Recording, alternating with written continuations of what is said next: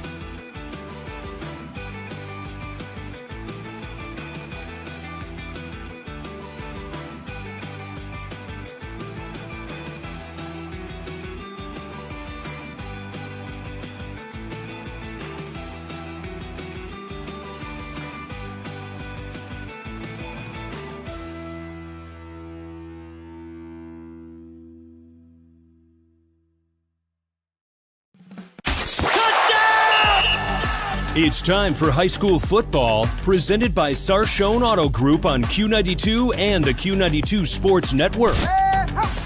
The best Stark County football is heard right here all season long. Whether you're in a car, at home, or on the go, the action is live on Q92 and streaming on the Q92 Facebook page, X, and our YouTube channel. Now, let's take you live to the stadium and our broadcast team for tonight's kickoff on Q92 and the Q92 Sports Network. Here they go! Touchdown!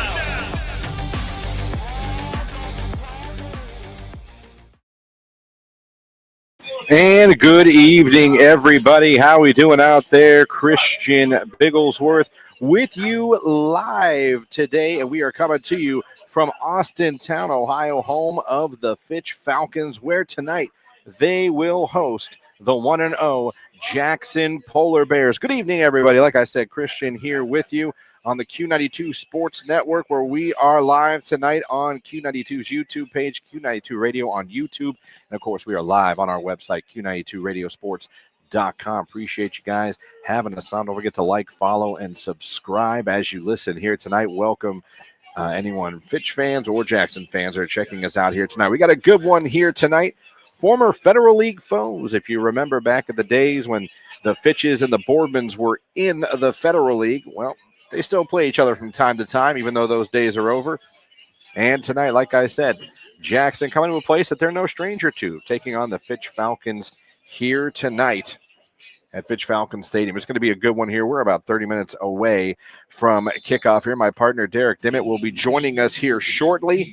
And, of course, if you're listening to the Q92 Sports Network, that means you are part of the Score 7. That is 7 area high school football games every Friday night at one destination, Q92radiosports.com. But, of course, we have added this year, we have added YouTube to our broadcasting and our social media for some games as well. That means every game is going to be streamed live, audio only, for free on YouTube all season long. We've also added our new interactive live scoreboard on the screen that if you're checking us out on YouTube right now, you can see that for yourself. And that is going to be live and updated in real time as the game goes on. So as you listen, you'll be able to see the score right there for you. Something new we're doing here this year on the Q92 Sports Network, trying to bring you the best in high school football. We bring you the most, trying to bring you the best as well. So thanks for having us on. Again, we've got 6 other games that you can listen to by going to the Q92 YouTube page or Q92radiosports.com. And as tradition, our pregame show, we're going to let you hear previews of all 6 of those games. So that is coming up next. We're going to take our first time out. Then we're going to get to these game previews. We'll have our coaches' corner. Derek had a chance to speak with both head coaches here. We'll hear from them.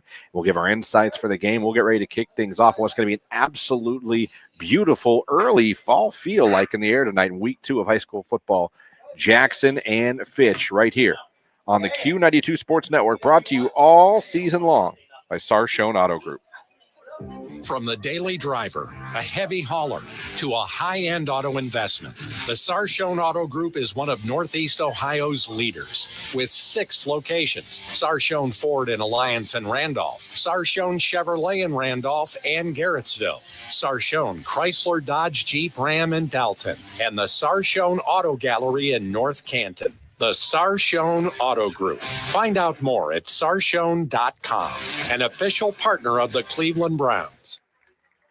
It's time for Purple Raider football. Catch every snap, every score, and every big moment all season long on AM 1310 WDPN. This year, it's even easier to follow the 13-time national champion, Mount Union Purple Raiders. Listen live on AM 1310, the WDPN Facebook and X pages, and streaming on the Q92 YouTube channel. Sam Berkowitz and Ryan Bevere are back in the booth, bringing you all the action. Don't miss a minute of Mount Union football on AM 1310 WDPN. Missed the big game? Don't worry, Q92 has you covered. Check out our SoundCloud page where you can relive every exciting moment. From high school football, basketball, baseball, and softball to Mount Union football and basketball, we've got it all. That's every broadcast from this season, and even classics going all the way back to 2016. Follow Q92 Radio on SoundCloud and never miss a play, a call, or the thrill of the game. Q92 Radio on SoundCloud, your home for every game, every season. This is head coach Jay Rohr from the Jackson Polar Bears. You're listening to high school football on the Q92 Sports Network. And welcome back to the pregame show as Jackson just went off the field. Fitch still out there warming up right now. We're about 25 minutes away from the kickoff of this ball game. Of course, Jackson coming into tonight's game after their 35-13 victory in week 1 over Chardon. And Fitch coming into tonight's game 0-1 as they lost their first game of the season on the road at Hudson last week by a score of 28-14. All right, let's get into our previews of other games that you can hear on the Q92 Sports Network here tonight. First, we are going to take you over to Canton South, where tonight they are hosting CVCA. Going to be a fun one over there. Jay Wilhelm and Mike Voorhees have the call of that game. Let's get you a preview of CVCA and Canton South.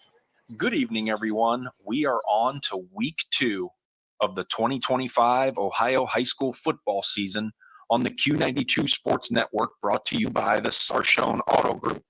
I'm Jay Wilhelm, and I'm here live from Canton South High School inside Brett Bueller Stadium for tonight's matchup between the CVCA Royals and the Canton South Wildcats. This is CVCA's first game of the year as a scheduling conflict interrupted their original week 1 matchup. But they are stacked and are chomping at the bit to get going. The Wildcats come in after a dominating week 1 victory as they defeated Field by a final score of 42-16. A big early season test is going to show us a lot about who this team is. Join myself and my broadcast partner, Mike Voorhees. Pregame starts at 6:30 p.m. with kickoff scheduled for 7. Live from Canton South, I'm Jay Wilhelm with the Q92 Sports Network. All right, and we are back. That preview of CVCA and Canton South. Now, we are going to take you over to Boardman, Ohio, where Lake is on the road again. They went down to South Range and got a victory in week 1. Now they're heading over to Boardman to take on the Spartans tonight. Matt Corrali has the call of that game. Let's get a preview right now of Lake and Boardman. These are not the Lake Blue Streaks that you've come to know. Instead of the big brawny boys that the Blue Helmets would trot out to the field every fall, the 2025 edition runs faster, jumps higher, and can punish you on both sides of the football. That's exactly what happened last week in their season opener at Division 5 powerhouse South Range, 49-13. Quarterback Tyga George was really a Swiss Army knife, accounting for 5 touchdowns, 3 on the ground, 2 through the air, and 1 on a 70-yard punt return. And with his dad, Dan, leading the show for his 13th season, Lake has become an early dark horse candidate in the Federal League. But they'll make the drive on 680 again as they head to Spartan Stadium to take on Boardman. The Spartans are coming off a heartbreaking 29-28 week 1 loss at the hands of the Twinsburg Tigers at home, all in part to a 44-yard go-ahead Tiger touchdown with 19 seconds left. You know the wing tee offense teams like Perry made so famous in the area? Well, Boardman does it too, along with some other tricks up their sleeves offensively. The Spartans have scored 20 or more points in their last 4 regular season games. Will the Blue Streaks head back to Lake Township 2-0, or will Boardman go back to 500 through the first 2 games? Find out tonight at 7 o'clock on the Q92 Sports Network as Robert Coleman and I bring you all the action. From Spartan Stadium in Boardman, Matt Corrali, the Q92 Sports Network. All right, Matt, thank you for that preview of Boardman and Lake that you can hear on the Q92 Sports Network. Next, we're going to head on over to West Branch. The Warriors lost their opening game of the season on the road to Canfield last week. Their home opener is tonight, and they're hosting New Philly. Mike Dixon will have the call of that game. Let's get a preview right now of New Philly and West Branch. It's week 2 where the 0-1 New Philadelphia Quakers take on the 0-1 West Branch Warriors. The Quakers enter the 2025 season looking to make history with a chance to record its 700th win. Sitting at 698, 2 wins away. The Quakers come into this week after a tough loss in week 1 to the Louisville Leopards 24-0. The Quakers were led by junior running back Colston Fox, who rushed 3 times for 53 yards, senior wide receiver C.J. Carlson, who caught 4 passes for 68 yards, and QB Parker Rager, went 13 of 23 for 105 yards, but throwing 2 interceptions. The 5-time defending Eastern Buckeye Conference champions West Branch Warriors come home to a renovated Clinton Haycock Stadium. The Warriors look to bounce back from a tough Week 1 loss, 21-26 to Canfield Cardinals. West Branch was led by junior quarterback Grady Hunt, 25 of 50, 280 yards, 2 TDs, and 44 rushing yards. Senior wide receiver Jeremiah Thomas had 44 yards, 1 touchdown, and 1 passing touchdown. Senior wide receiver Gavin Gregory had 5 receptions for 85 yards and 2 touchdowns. The matchup is set, and both teams are hungry for a win.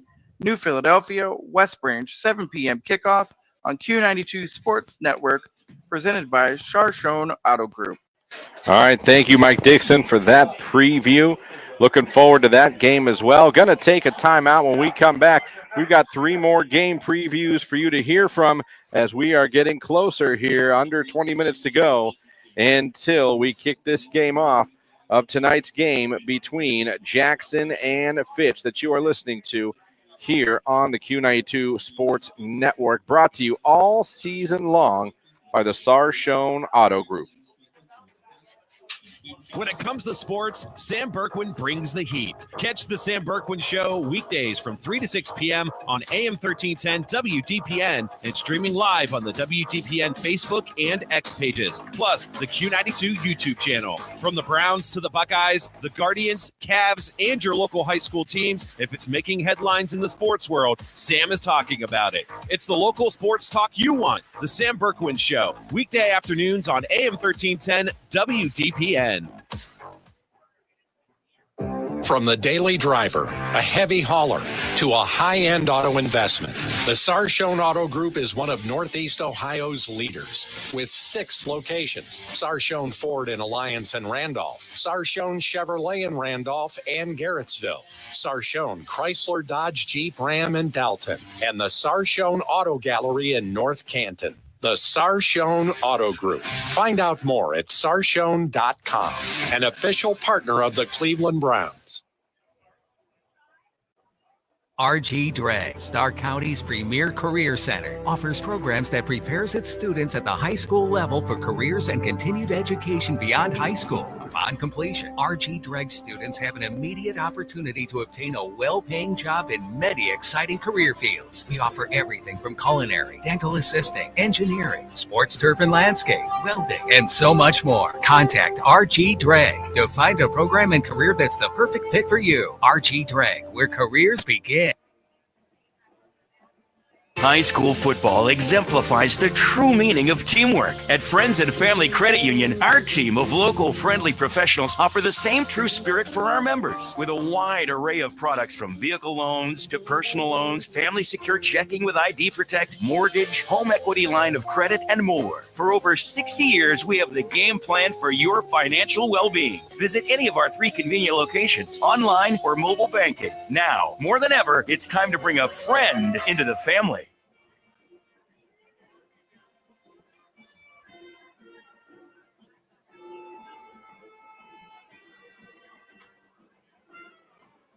This is head coach Jay Rohr from the Jackson Polar Bears. You're listening to high school football on the Q92 Sports Network.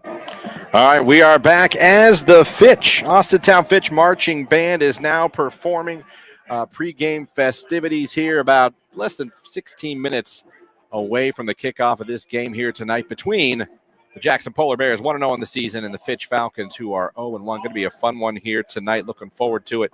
Still to come here on the pregame show, we're going to go to the Coach's Corner. Derek Dimmitt, my partner, got a chance to talk to both coaches here this evening. We'll hear what they have to say about tonight's games.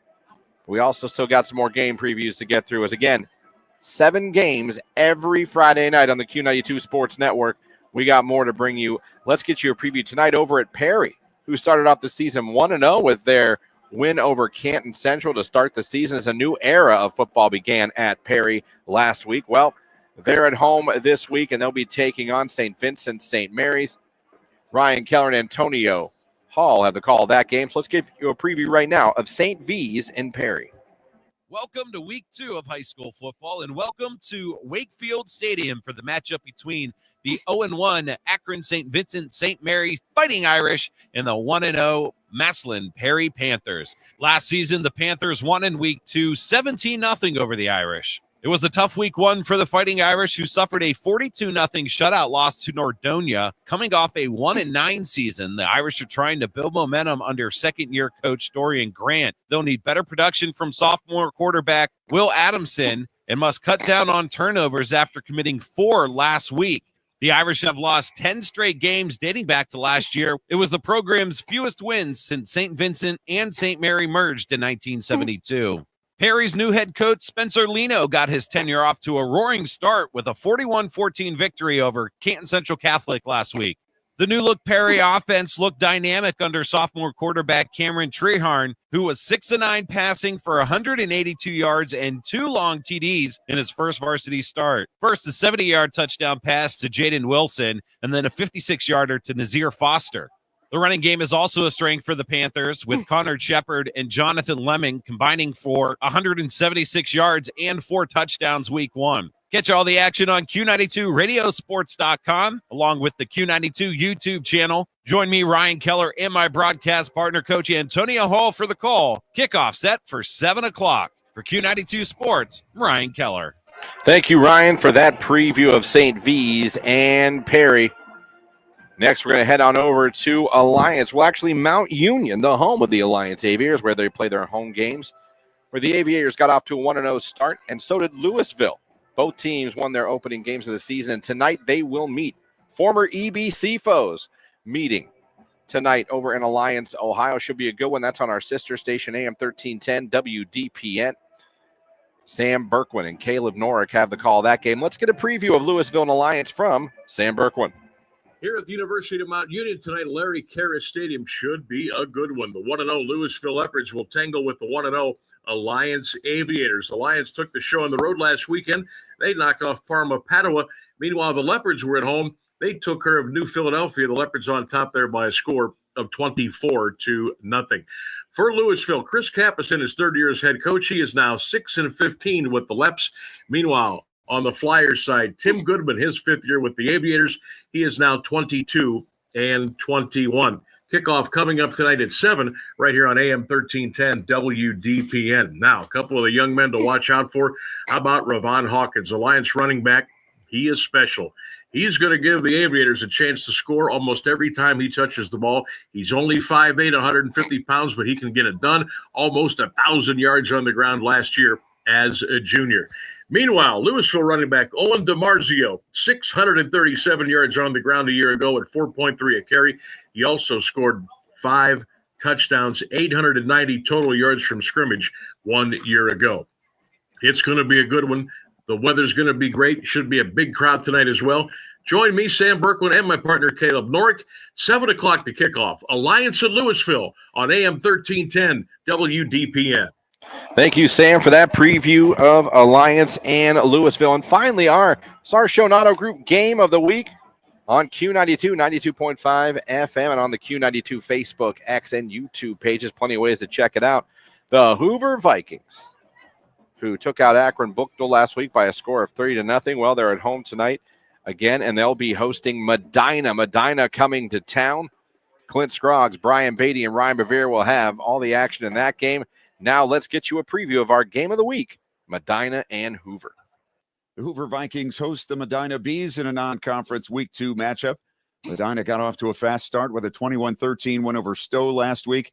The Bees got 261 yards passing with 3 TDs and 47 yards rushing from junior quarterback River Bloomquist.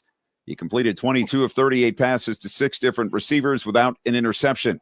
Kellen Hathaway and Sid Lloyd combined for 11 catches and 153 yards and all 3 touchdowns. Medina runs a 5-receiver offense, so the pass is first. The rushing game picked up only 92 yards on 29 attempts. Senior linebacker Jack Fletcher led the way with 12 tackles, 4 tackles for loss, and 2 sacks. The Bees were 2-9 last season after going 47-15 the previous 5 years. They'll move from the Greater Cleveland Conference to the Suburban League next year. Hoover was even more impressive, opening with a 30-0 win over Akron Buckdale. The Vikings limited the Griffins to 69 yards of offense, led by senior linebacker Carter Lukens, who corralled 13 tackles and 3 tackles for loss. Hoover led 16-0 at the half and got 2 quick scores in the third quarter to bring a running clock. Senior quarterback John Collins was 10 of 14 to 8 different receivers for 156 yards, 1 touchdown, and 1 interception. Senior Jack Andes had 5 catches for 64 yards and a score. Running backs Michael Lamline and Gino Bianchi combined for 92 yards and 2 TDs on 16 carries. A couple of teams looking to go 2-0 meet as North Canton Hoover hosts Medina tonight at Memorial Stadium. I'm Clint Scroggs for Q92 Sports. All right, Clint, thank you for that preview of our game of the week between Medina and Hoover. Going to be a good one there. Looking forward to that. Going to take a break. When we come back and head over to the Coach's Corner. Derek Dimmitt, my partner, had a chance to speak with both coaches before tonight's game. We'll let you hear those conversations. Then we'll bring Derek on as we are getting closer. Under 10 minutes ago, the kickoff of this ball game, Jackson and Fitch right here on the Q92 Sports Network. From the daily driver, a heavy hauler, to a high-end auto investment, the Sarshone Auto Group is one of Northeast Ohio's leaders with 6 locations: Sarshone Ford in Alliance and Randolph, Sarshone Chevrolet in Randolph and Garrettsville, Sarshone Chrysler Dodge Jeep Ram in Dalton, and the Sarshone Auto Gallery in North Canton. The Sarshone Auto Group. Find out more at sarshone.com, an official partner of the Cleveland Browns. Looking for your home for local sports? Head over to Q92radiosports.com, the official website of Q92 Sports Network. Catch every live broadcast of high school games and Mount Union sports. Stay up to date with the latest local sports stories. Check scores from around the area and never miss a game with our full broadcast schedule. It's everything sports all in one place. Q92radiosports.com, your local sports connection. When it comes to sports, Sam Berkwin brings the heat. Catch the Sam Berkwin Show weekdays from 3 to 6 p.m. on AM 1310 WDPN and streaming live on the WDPN Facebook and X pages, plus the Q92 YouTube channel. From the Browns to the Buckeyes, the Guardians, Cavs, and your local high school teams, if it's making headlines in the sports world, Sam is talking about it. It's the local sports talk you want. The Sam Berkwin Show, weekday afternoons on AM 1310 WDPN. It's time for Purple Raider football. Catch every snap, every score, and every big moment all season long on AM 1310 WDPN. This year, it's even easier to follow the 13-time national champion Mount Union Purple Raiders. Listen live on AM 1310, the WDPN Facebook and X pages, and streaming on the Q92 YouTube channel. Sam Berkwin and Ryan Bevere are back in the booth, bringing you all the action. Don't miss a minute of Mount Union football on AM 1310 WDPN.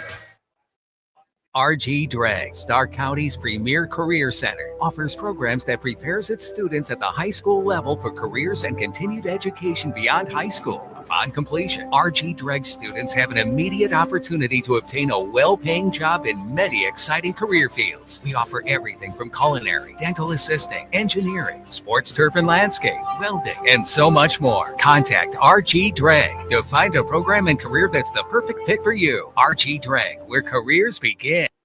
This is high school football presented by Sarshone Auto Group on Q92 and the Q92 Sports Network. And welcome back here to the pregame show as we are getting closer to kickoff between Jackson and Fitch here on the Q92 YouTube page and Q92radiosports.com. Next up, let's head over to the Coach's Corner.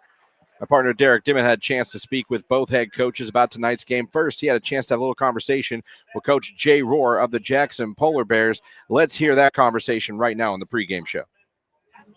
Coach, coming off of a big win last night in the home open, or last week rather, in the home opener against Chardon, what did you see out of your team?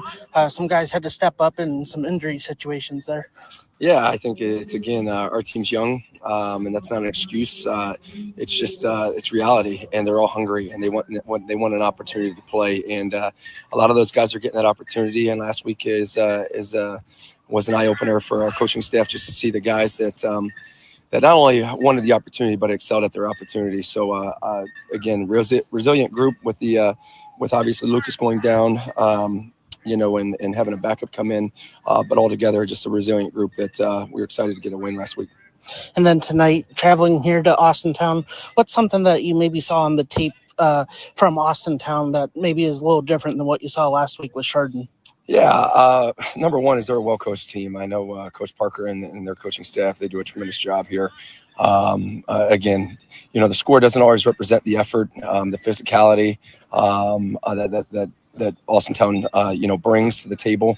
They're not only a well-coached team, but they got the skill, they got the size and the line to back what they what they want to do. So again, looking forward to a 48-minute war tonight. All right, that was Derek's conversation with Coach Rohr. Next, he went over and talked to the head coach of the Austintown Fitch Falcons, Coach Parker, again coming off that loss on the road in week number 1. Let's hear what Coach Parker had to say to Derek about tonight's game and the Falcons. Coach, coming off of a tough loss last week, can you just talk about the week of preparation into this Jackson game? Yeah, there was definitely a sense of urgency with our kids. Came out, I thought we had a great week of practice, and now they just got to put on the field tonight. Then getting come back home and first home game of the year, there's added excitement for that and playing in front of the family and friends here at home. He's talked about that excitement for the seniors, last first home game. Yeah, I mean this is a good senior class and one that's played a lot of games for us. So, I mean, anytime we can get a home game, our kids cherish that and cherish what it means to play in front of our community, in front of our home crowd. So, we hope to have a great atmosphere tonight, and hopefully we're ready to go in front of it. And one last one, Coach. What is something that you saw on tape that maybe Jackson does different than what you saw last week in Hudson? It's a funny question. Yeah, they're very, very similar. I think Jackson will throw the ball down the field more than Hudson will, but in so many ways, these guys are similar. I think Jackson's more comfortable with pocket passing, while Hudson was trying to get out and did a lot of boots. But the run game is very similar. Both teams want to bring in 2 tight ends and run some duo and gap concepts, and that's what Hudson displayed for us. So, it's a very similar matchup on both sides of the ball. So one, we got to see how much we improved from last week to this week. All right, and that was our conversation with Coach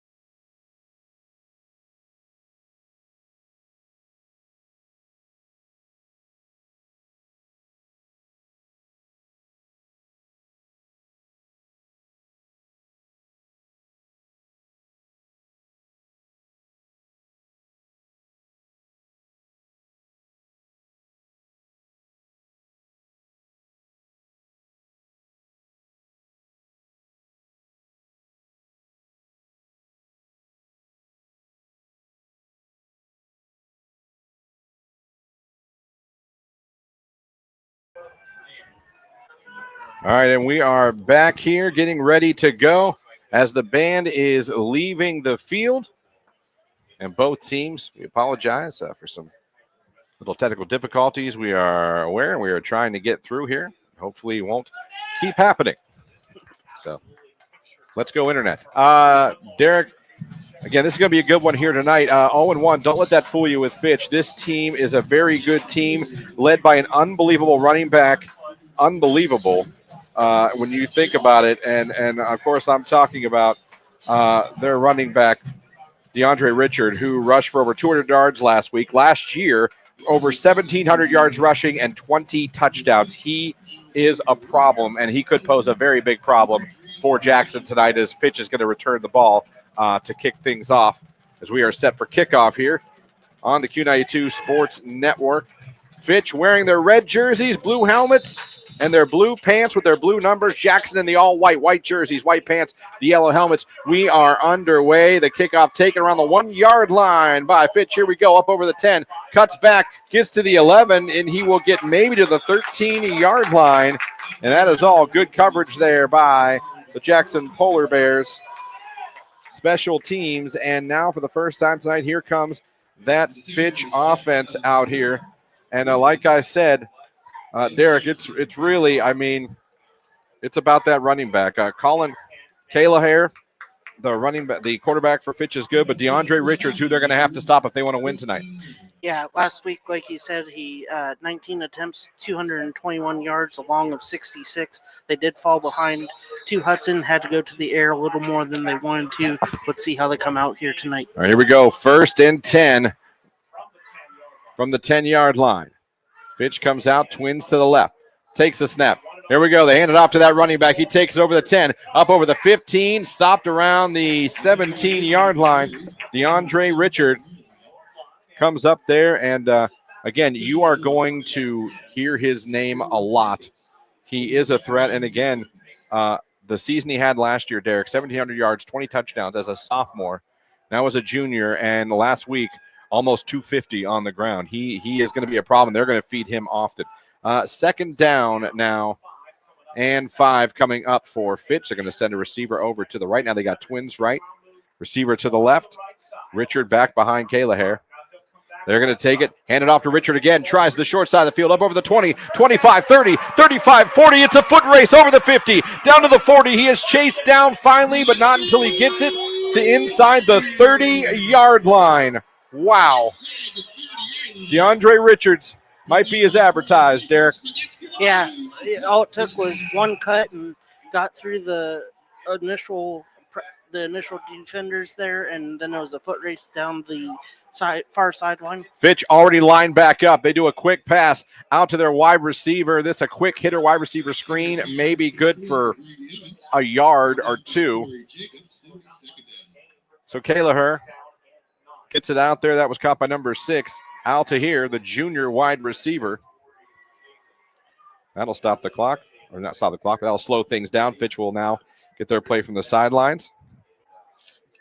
Here we go. They're going to come out now. Fitch on the Jackson. Is that 25-yard line in shotgun. Trips to the left this time. And now in at running back is Junie Higgs, the senior. He's out there behind Kelleher. Puts him on his right hip. Jackson showing blitz. Here they come. They give it up to Higgs. Higgs tries the left side. Falls forward. Now gets away from everybody, and he's going to go for a touchdown. Derek, it looked like he was wrapped up back around the 25-yard line. He kind of spin moved away from the initial tackler, and then once he did that, there was no one left. Yeah, it was like he was doing the cha-cha slide out there, a little slide to the left, and then he was off to the touchdown for a quick score. So Fitch with the early score. They are now up 6-0 with the extra point pending. Number 81, Jackson Faulkner, the senior, for the extra point. There's the snap down. The kick is up. Almost. It was blocked. It was blocked and deflected by Jackson. That could be huge later on in the ball game. As your score now is 6-0. Fitch over Jackson. We're going to take a break. You're listening to High School Football, brought to you all season long by the Sarshone Auto Group right here on the Q92 Sports Network.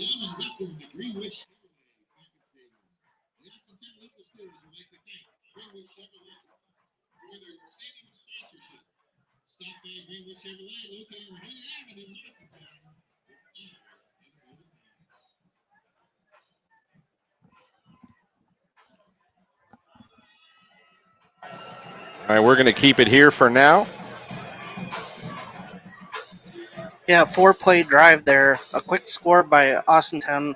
Interested to see how Coach Rohr and the Polar Bears answer back here. First time that we'll see the Polar Bear offense here this Friday evening.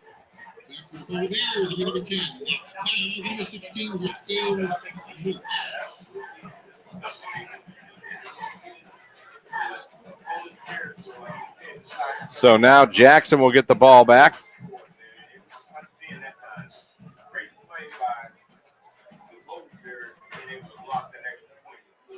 And returning for Jackson back deep.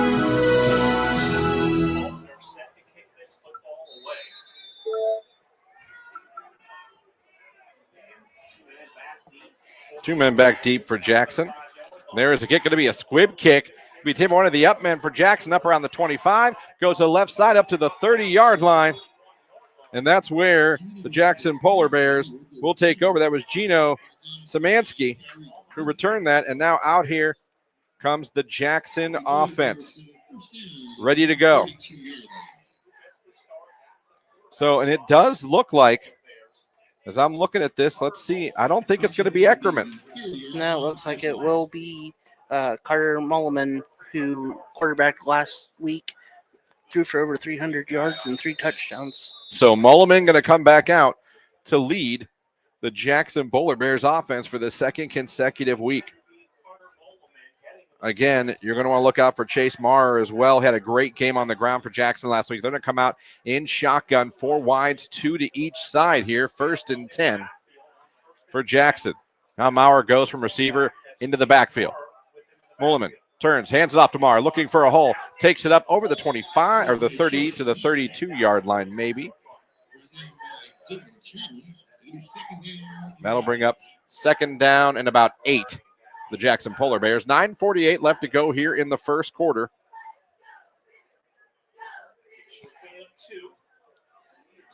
Six nothing. Fitch on top. Fitch went down, scored a touchdown, but the extra point was blocked. Mulliman looking, throws out to the flat, has it to his receiver on the 35-yard line. That is going to be caught by number 18 for Jackson. And that is Micah Regbabal with his first catch. That takes up to around the 36-yard line, makes it 3rd and 4. Jackson already lined up again. Mulliman in shotgun, trips to his left, receiver to his right. Now they look over to the sideline for the play. Again, 6-0. Jackson trails Fitch. Mulliman back to pass, pressure coming, rolling out to his right, still looking to throw, dumps it off, gets it to Maurer, and he gets it, going to be to around the 30. Oh, they're going to bring it back to around the 39-yard line. That's going to make it 4th down and very short, Derek, and it looks like Jackson's going to punt with Cooper Mazur, who's going to come out here now. Yeah, you're on your own side of the field. You're nearing midfield, but already down 6-0. Coach Rohr opting not to give Fitch potentially a shorter field, looking to flip the field here with a good punt. All right, here we go. So Jackson off the punt. It's a high snap drop, but he picks it up and punts it, and it is a decent punt, all things considered. It's going to land to be, it's going to be returned by Fitch around the 20-yard line, 30 up to the 32-yard line before he falls down. Junie Higgs on the return there. He had that 26-yard touchdown rush on the opening drive of the game, so Higgs putting his mark on the game early. All right, so you're right. Higgs with a touchdown, a good punt return, and now Howie, here he comes back out with this offense. Colin Calahair, the junior quarterback. DeAndre Richard, the star tailback. But Richard not out here again. They're going with Junie Higgs, the senior, to start this drive. So interesting. 1st and 10.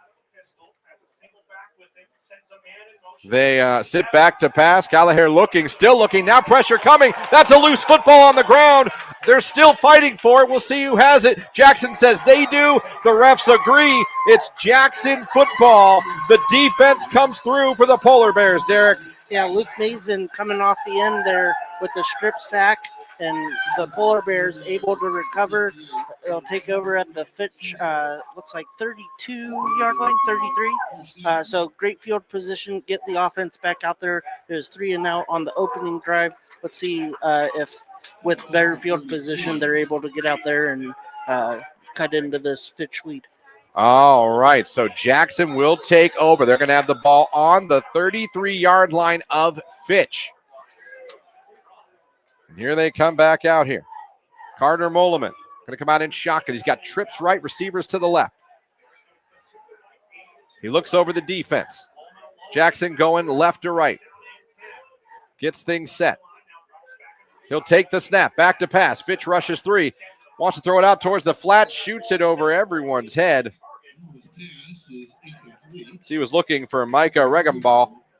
Almost looked like he was expecting him to cut closer to the sideline there on an out route, and he curled in, and it almost looked like as Carter was getting ready to throw that ball, he hesitated and caused the ball to sail. 2nd down and 10. Jackson has it in Fitch territory on the 33-yard line. 5 wides again. Trips left, twins right. Mulliman looking over to the sidelines.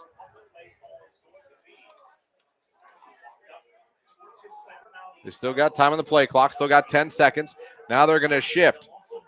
Maher's going to come out and shotgun. Maher looks confused. The sideline, and I don't know that Jackson knows what's going on right now, but they're going to hike it anyway. Here we go. It's going to be a delayed draw. Maher gets by everybody. 25 down to the 20. Right around the 20 as well. They'll mark them. So they barely got that play in, Derek. There was confusion on the field and on the sidelines, but they got it in on time, and there you go. Yeah, nice 13-yard gain for the first down and entered the RG Drag red zone. The RG Drag red zone, they're now in the RG Drag red zone. Learn, earn, and succeed. Jackson trying to answer the early touchdown by Fitch. Again, the extra point was blocked. Remember that as this game goes on. Here come the Polar Bears now getting lined up right on the 20-yard line. Trips right, receiver to the left. Mulliman in shotgun, looks over the sideline. 9 seconds on the play clock. Here we go. turns, fakes the handoff, quick throw over the middle, tipped by the linebacker for Fitch, number 33. And if he didn't tip that, that might have been 6. That was a great play by Dylan Crone in his linebacker position, Derek, just to get his hands up in the passing lane there. Yeah, sometimes we see in football the defensive linemen just throw their hands up if they're not able to get into the backfield at the quarterback on that quick pass route. That's what we saw out of the linebacker from Fitch there, a great pass breakup. All right, here we go. 2nd down and 10. Mullman now hands it off to Maurer. Takes it inside the 15, cuts back towards the 10, down around the 9-yard line. Another good run there by the running back, Chase Maurer, who had a great game last week. And now Jackson wants to turn up the tempo here. He's already lined back up. Twins right, receiver left. They take it, hand it off to Maurer again, who tries to take it down to, looks like they'll mark him at the 6. That'll make it a 2nd down and a goal for Jackson. Again, first quarter here, 7:10 left to go in the first quarter. Jackson trails 6-0, but they are knocking on the door. Maurer now to the right of Mullman on 2nd and goal. Looks over, they're going to have Twins right, receiver to the left. Jackson's offense likes to get lined up and then look to the sideline for the play. Now here we go. Mullman back to pass, has a pocket, throws a fade up to the end zone. That is a jump catch and a touchdown for, no, they said incomplete. Oh, Derek, I thought he came down with that. Yeah, he was coming down with it. Great pass breakup, though, by the cornerback on the far side of the field here to punch that ball out as he was coming down with it. They were looking for Corey Jacobs, who had a great effort. He timed his jump really well to go get that ball, but couldn't come down with it. Incomplete. That'll be 3rd and goal now from the 6. So here we go. 6:45 left to go in the first quarter. It is 6-0. Fitch on top of Jackson, but Jackson in the red zone here. 3rd and goal after that fumble recovery on defense. Mullman in shotgun now. Twins right, receiver to the left. Back to pass. Fitch is bringing pressure. Taking another shot towards the end zone, but that pass sailed on Mullman. It goes out of bounds. That'll make it 4th down, and it looks like Coach Rohr is going to send in the field goal unit and his kicker, Cooper Mazur. Yeah, a little long on the pass there. Tried to go to the deep corner of the end zone on the close side of the field, but the pass did sail, but set up a 25-yard attempt. So now we'll be kicking this. Like you said, it'll be a 25-yard attempt. On the left hash, Jackson going to try to cut into this 6-0 lead. There's the snap. The kick is up, and the kick is very much good. So Jackson answers the touchdown with a field goal. And now here in the first quarter, your score is 6-3. Fitch is still on top of Jackson. It's high school football. Brought to you by the Sarshone Auto Group on the Q92 Sports Network. Peace of mind. It's one of the most important benefits that we can offer at Friends and Family Credit Union. Welcome to Family Secure Checking. It offers unrivaled security to protect your everyday finances and purchases, as well as comprehensive identity theft protection and reimbursement coverage, credit file monitoring, benefits for travel, shopping rewards, and cell phone protection that includes repair or replacement for up to 4 phones on your cell phone plan. It's time to bring a friend into the family. This is head coach Jay Rohr from the Jackson Polar Bears. You're listening to high school football on the Q92 Sports Network. We are back here. It is 6-3. Fitch on top, but Jackson going down, taking advantage of the field goal. And they cut into this lead. It is 6-3 as this matchup of former Federal League foes, Jackson and Fitch here in week 2 at high school football. All right, we're kicking things back off. Here we go. The kick goes all the way back in the end zone, so that'll be a touchback. And that'll be taken by Al Tahir. And now here comes the Fitch Falcons with their 3rd drive of the first quarter. Their first one in a touchdown, but their second one, Derek, in a turnover. Yeah, drop back to pass there on a RPO. got a strip sack, set up the score for Jackson. So we talked earlier about how Fitch relies a lot on the running back duo. We'll see how they attack this drive. All right, we come out here for this drive, and DeAndre Richard, who ran for over almost 250 last week, is back out there for this drive. Kayla Hare in shotgun sends a receiver or a tight end from right to left. They turn, they hand it off to Richard. Richard tries to bounce it outside, breaks 2 tackles, gets the 20, 25, 30, out of bounds around the 30, where are they going to mark him? The 33 or 34 yard line. Boy, he shed about 2 blockers for Jackson. He runs physical, Derek. Yeah, you're going to have to tackle him well there. On those tackle attempts that are up by his shoulder pads, he's got that base where he can break through those and bust it up the sideline. So that's going to take Fitch up to around just shy of the 35-yard line. As Coach Rohr yelling out to his defense right now, some instructions. Here comes Fitch. Kayla Hare going to come out here, bunch formation. Richard, the running back behind him, in shotgun in a pistol formation. A tight pistol formation. Now receiver goes in motion. They fake the Jackson sweep. Richard again to the short side. 40, 45, 50, 45, and pushed out of bounds. They're going to mark him all the way down in Jackson territory at the 38-yard line. And again, Richard with a hard run. And what I'm noticing, too, is Fitch really likes to run to the short side of the field. Yeah, a lot of teams sometimes like to go to the far side of the field, opens it up a little bit more. As Fitch with a quick hitter, they're right back on it. They want to go tempo. They get the pass to Brady Evans. He gets a couple yards on first down. He'll get it down around the 37, maybe the 36-yard line. It'll be second down for the Fitch Falcons. It's funny, Fitch doesn't necessarily go no huddle, but after every big play, they do. Yeah, you want to keep the defense out there that just gave up that big play. Don't want to bring in the fresh legs. On that one, the snap came back a little bit before even the quarterback was ready for that. So now Fitch will huddle. It's going to be second down and 9 from the Jackson, just outside the Jackson 37. So here we go. 5:36 left to go here in the first quarter. They fake it to Richard, throw it out again to their wide receiver inside the 35. Goes down to maybe the 32-yard line as Brady Evans catches it again. And Fitch on the move here with their third drive of the first quarter. Here in week 2 of high school football, brought to you all season long by the Sarshone Auto Group. Fitch up 6-3 here in the first quarter.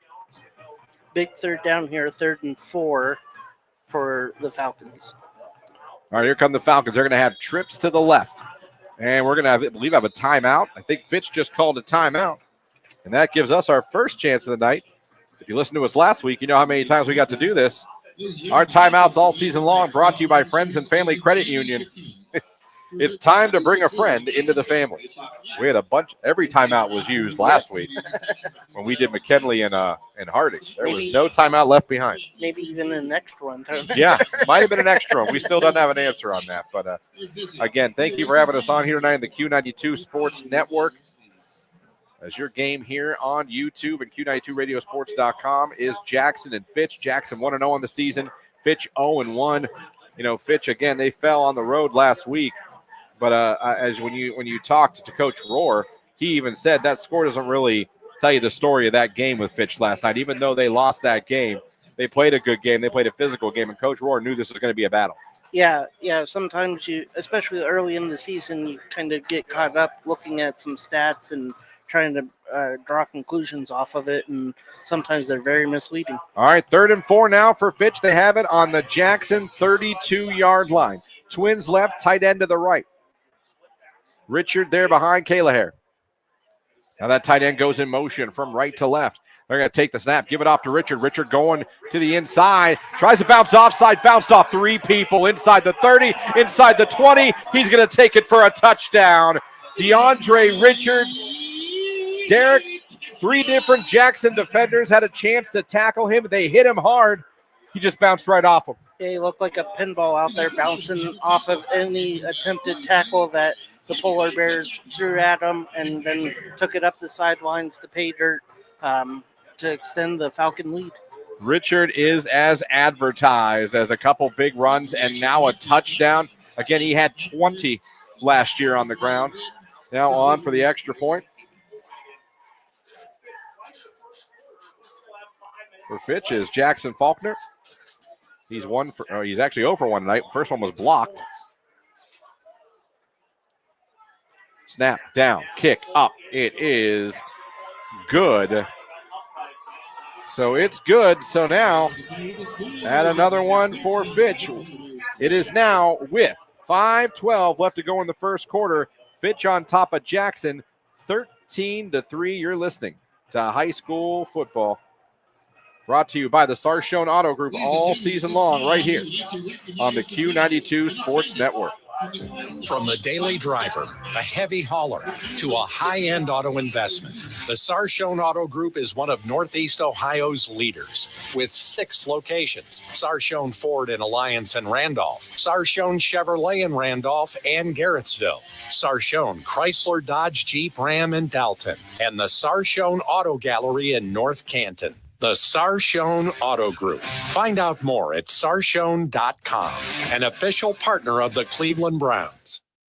This is high school football presented by Sarshone Auto Group on Q92 and the Q92 Sports Network. We are back here where Fitch has scored on 2 of their first 3 drives of the ball game.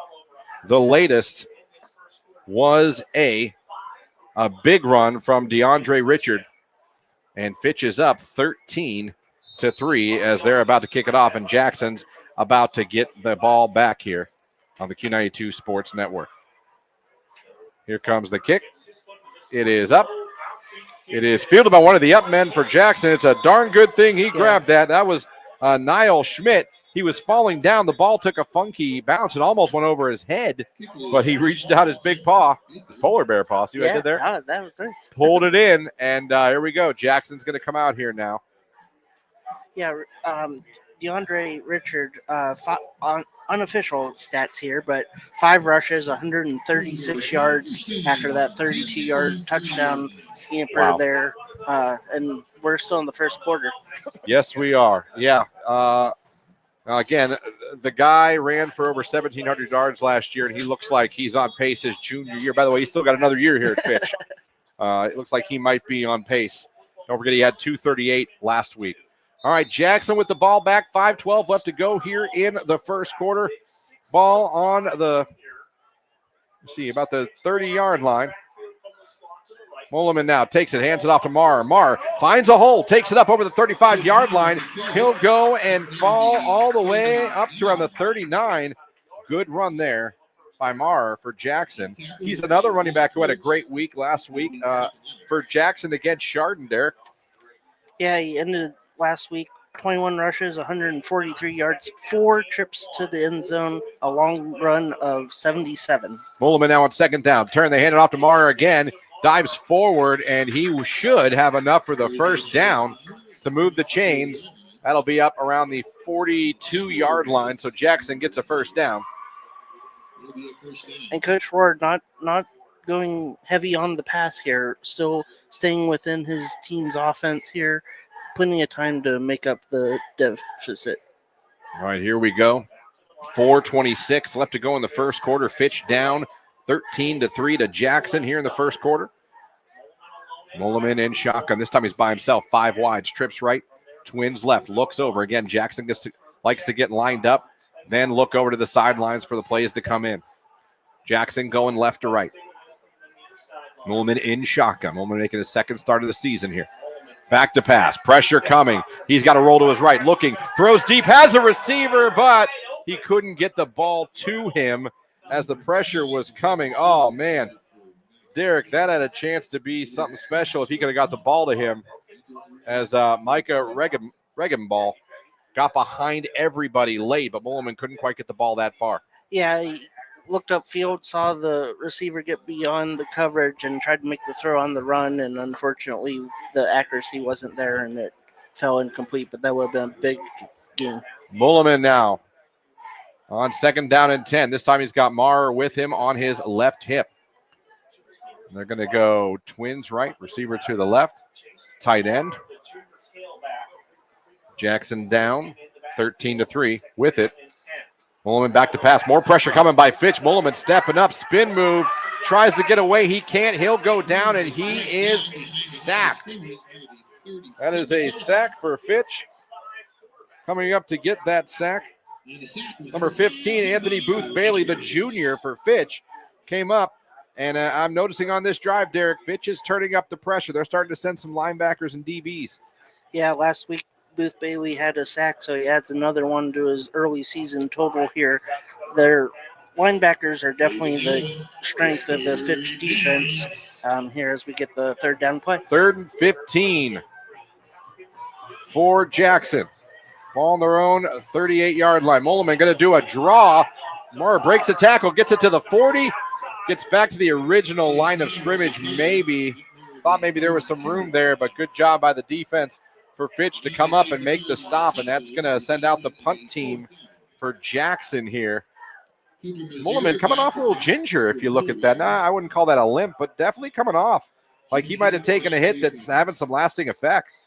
Yeah, Eckerman obviously not starting tonight, but he is dressed, did go through warm-ups. I've seen him tossing the ball around here on the sideline as the trainer comes over to take a look. I was going to say, Mulliman on the sidelines now, through his helmet, he's on the bench, and the training staff looking at him right now. So we'll have to see as Jackson now to punt it from around their 26-yard line. There's the snap.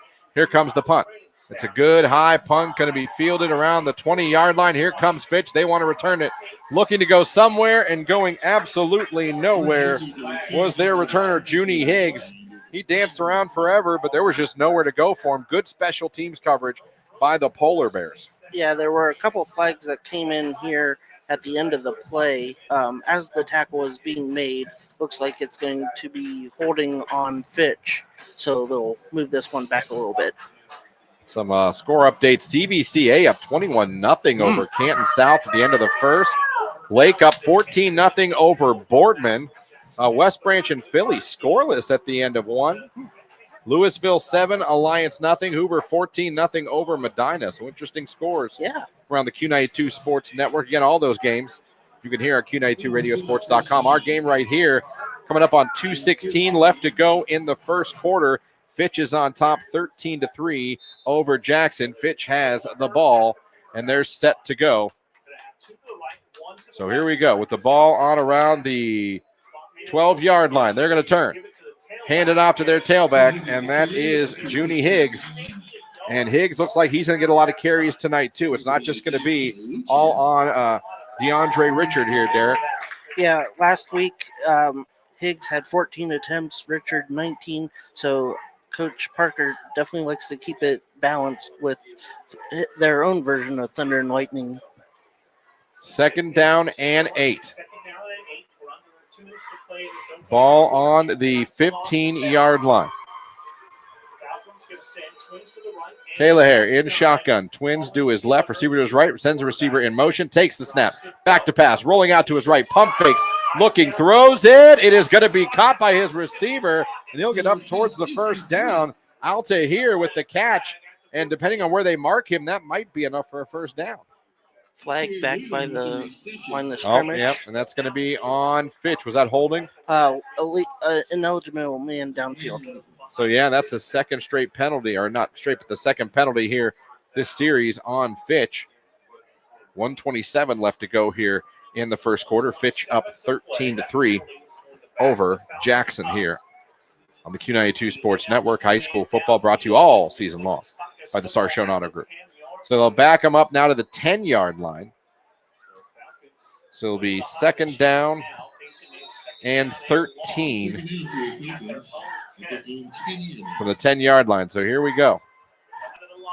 Junie Higgs still the running back there for Fitch. Kayla Hare in shotgun. He's got bunch receivers to his right, one to his left. Jackson showing blitz, and we have another timeout. Yep, so a timeout on the field by Fitch. If I'm correct, that's 2 of theirs they've already used now in the first quarter. And again, all timeouts all season long brought to you by Friends and Family Credit Union. It's time to bring a friend to the family. So a timeout there. So Derek Jackson early on has looked really strong in this first quarter. Now Jackson getting a turnover, taking advantage of getting a field goal, but Jackson if you take away that turnover, 2 for 2 as far as possessions and touchdowns. Yeah, Fitch definitely off to a great start here on the ground. Only going through the air 3 times thus far. A lot of short, quick passes, but it's clear what Coach Parker and the Falcons' game plan is tonight is ground and pound. Ground and pound indeed. So, again, they come back out. Now it's going to be 2nd down and 13 for the Falcons. Ball on their 10-yard line. Kayla Hare now takes a snap. They fake the jet sweep. Now it's going to be a counter. Oh, guess who's open? And it's the 20-25 all the way down up to the 27-yard line. That was a nifty play, the fake jet sweep into a counter from Junie Higgs, who's also having a good first quarter for the Fitch Falcons. And here we go. Fitch wants to up-tempo it here. 1st and 10. Back to pass. It's a quarterback draw, design draw. Kayla Hare up over the 40, 45, near midfield where he is finally tackled. Fitch is on the move again. And we'll see if they keep the tempo. That's on the 49-yard line now. Fitch is in Jackson territory with 1:05 left to go in the first quarter. What do we have now? Injured polar bear here. So we have an injured player for Jackson. Did he get off the field? I think they told him just to lay down as the... Yeah, he's laying down. So we have an injury timeout now, trying to see who the injured player is. But it's down on our side of the field, but it's down where Coach Rohr and the training staff is around him. Whoever the player is, we're going to get that name for you in a second. He's already up. That is number 40 for Jackson. Jack Galucci. So Jack, a little shaken up. They'll look at him now. But yeah, Jack Galucci coming to the sideline. He'll sit down and get checked out from the training staff. And by the way, Jackson Wilmer's still sitting down on the bench here. I wonder if he's playing hurt now. Yeah, Lucas Eckerman was up loosening. As I said, he was doing that earlier, so we don't want to draw any conclusions from that. But yes, Mullahan is on the sideline. All right, here we go. Kayla Hare now, 1st and 10. It's going to be a jet sweep around to the right side. He cuts back inside the 45, down to the 40, 35, down near the 30-yard line, and that is Wayne Holloway, the junior wide receiver, 6 foot, 160. And when you keep faking that jet action, you keep faking it and faking it, but one time you do it, it works, and Fitch already lined up again. 1st down and 10 in Jackson territory, ball on the 30-yard line. Kayla Hare. It's shotgun. It's a design quarterback run again. He takes it down to around the 26, maybe the 25-yard line. Fitch on the move as there's 25 seconds left to go here.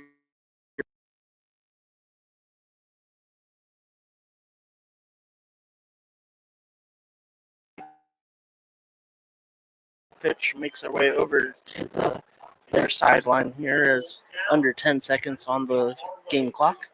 So, yeah, that's going to take us to the end of the first quarter. So we played 1 quarter of football. Your score, Fitch 13, Jackson 3. We'll be back with the start of the second quarter. You are listening to High School Football, brought to you by the Sarshone Auto Group all season long right here on the Q92 Sports Network.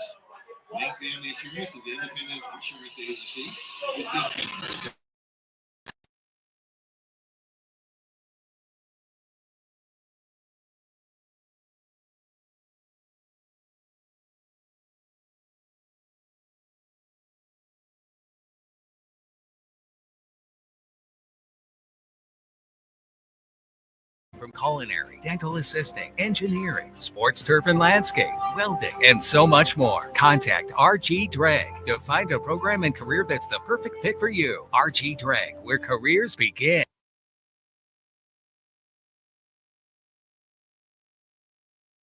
This is head coach Jay Rohr from the Jackson Polar Bears. You're listening to High School Football on the Q92 Sports Network.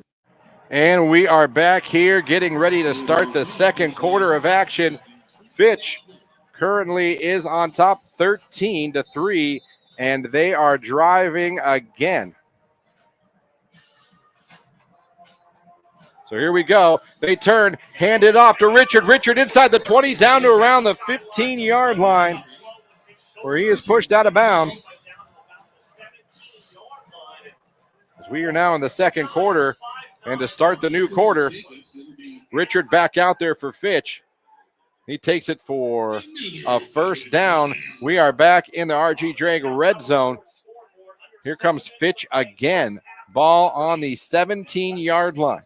Yeah, despite the 2 touchdowns, this is Fitch's first play from the red zone. So here we go. Kayla Hare in shotgun. Richard on his left hip. Tight end shifts over to the left side. They're going to turn. Another counter to the short side. Takes it down to the 15. Breaks another tackle. Takes it down to the 12. They just can't get him down on first contact.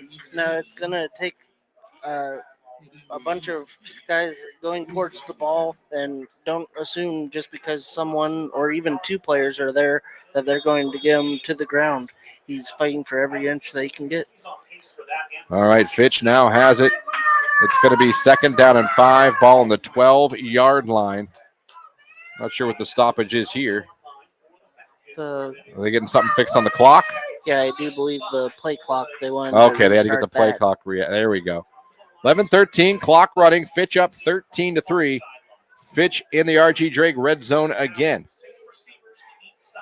DeAndre Richard is back there in shotgun behind Kayla Hare in shotgun, turns, hands it off to Richard.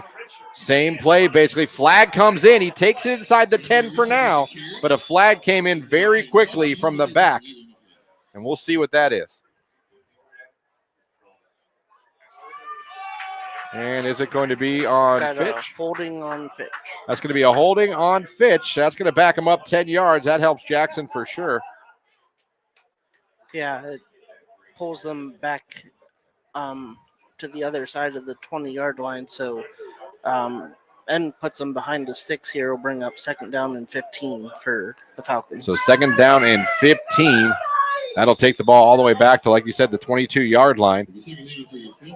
Kayla Hare now gets the play. He'll get everyone set up. Twins left. Richard behind him, almost in a pistol formation. Kayla Hare looks things over. Jackson almost jumped. I think they did. They're going to say yes. Encroachment on the Polar Bears. So that'll make it 2nd down. Give 5 yards back. That'll make it back to 2nd down and 10. Move the ball to the 17-yard line. So you hear the crowd below us. We are on the Jackson side, so you're going to hear some Jackson fans that are literally right below our mics. We have no control, people. We'll see how it goes. 10-20, clock running. 2nd down and 10. Fitch up 13-3 and in the red zone again. Back to pass, throws it. It is complete to his receiver around the 12-yard line. Gets the corner, still on his feet inside the 5. Dives forward. A flag comes in very late. Right now it's a touchdown for Fitch. We'll see what the flag says. It's Brady Evans, who right now has a touchdown catch, but we'll wait for the flag. The flag came in late in the play, but right down where he scored. I just saw the official say the touchdown's going to be good. So we'll see who it's on. Looks like it's going to be on Jackson, which means it'll be declined. What do we have? Personal foul, face mask on Jackson. It is declined. The touchdown is good. Jackson adds to their lead as they're now up 19-3 over Fitch, with Jackson Faulkner on to attempt the extra point. He's 1 for 2. His first one was blocked. So here comes Evans, who just got the touchdown pass. Now he'll hold for the extra points. Down. The kick is up, and the kick is good. So, all right, your new score with 10:05 left to go in the first half. Jackson a little bit of trouble here in the first half as they are now down 20-3 to the Austintown Fitch Falcons. We'll be back with the kickoff. This is high school football brought to you all season long by the Sarshone Auto Group on the Q92 Sports Network. From the daily driver, a heavy hauler, to a high-end auto investment, the Sarshone Auto Group is one of Northeast Ohio's leaders with 6 locations: Sarshone Ford in Alliance and Randolph, Sarshone Chevrolet in Randolph and Garrettsville, Sarshone Chrysler Dodge Jeep Ram in Dalton, and the Sarshone Auto Gallery in North Canton. The Sarshone Auto Group. Find out more at sarshone.com, an official partner of the Cleveland Browns.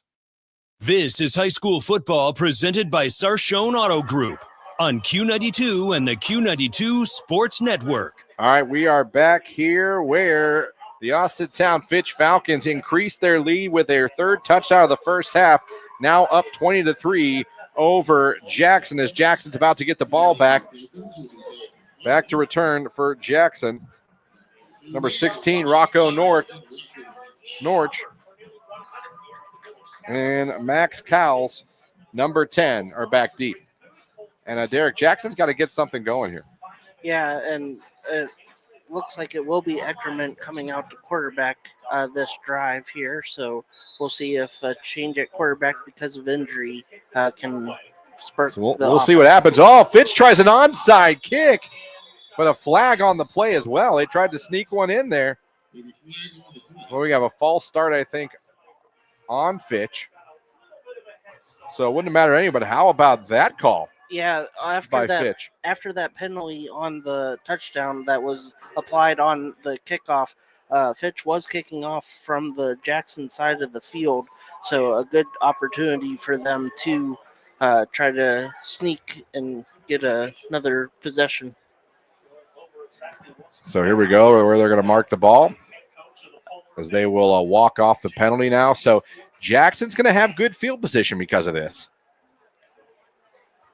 Yeah, their scoring drive came after the strip sack, so they've taken advantage when they've had good field position. This one still on the Fitch side of the field, or rather the Jackson side of the field, but on the plus side of the 35-yard line to start. So Jackson coming back out here. And now coming in at quarterback, it is not going to be Eckerman. Jackson is going to make a change, but not to who you thought. Anthony Corsi. That's going to be number 12. Anthony Corsi is going to come in at quarterback now. So Corsi now thrust into action. Corsi on first down, turns hands off to Marr. Marr takes it up over the 40-yard line or on the 41-yard line. As Anthony Corsi is now in at QB for Jackson. Corsi, a 5'9" sophomore coming in. So Corsi now in at quarterback as Jackson gets lined right back up. 2nd down and 5. Ball is on their own 41-yard line. Jackson down 20-3 to Fitch, trying to get something going. The sophomore quarterback thrust into action now. Turns, hands off to Marr again, going to try the left side, gets the corner, 45, 50 into Fitch territory, all the way down to the 45-yard line with a nice stiff arm at the end of that run.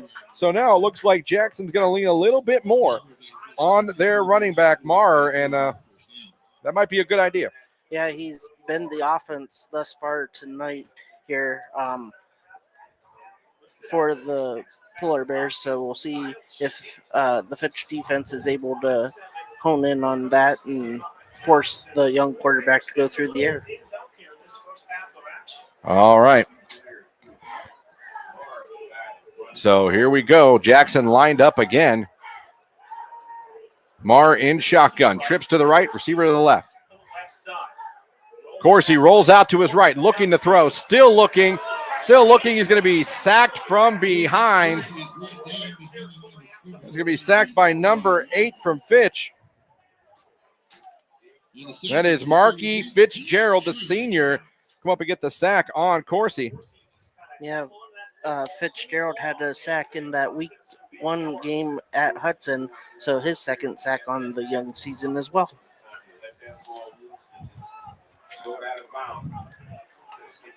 Second down, 16 here for Jackson.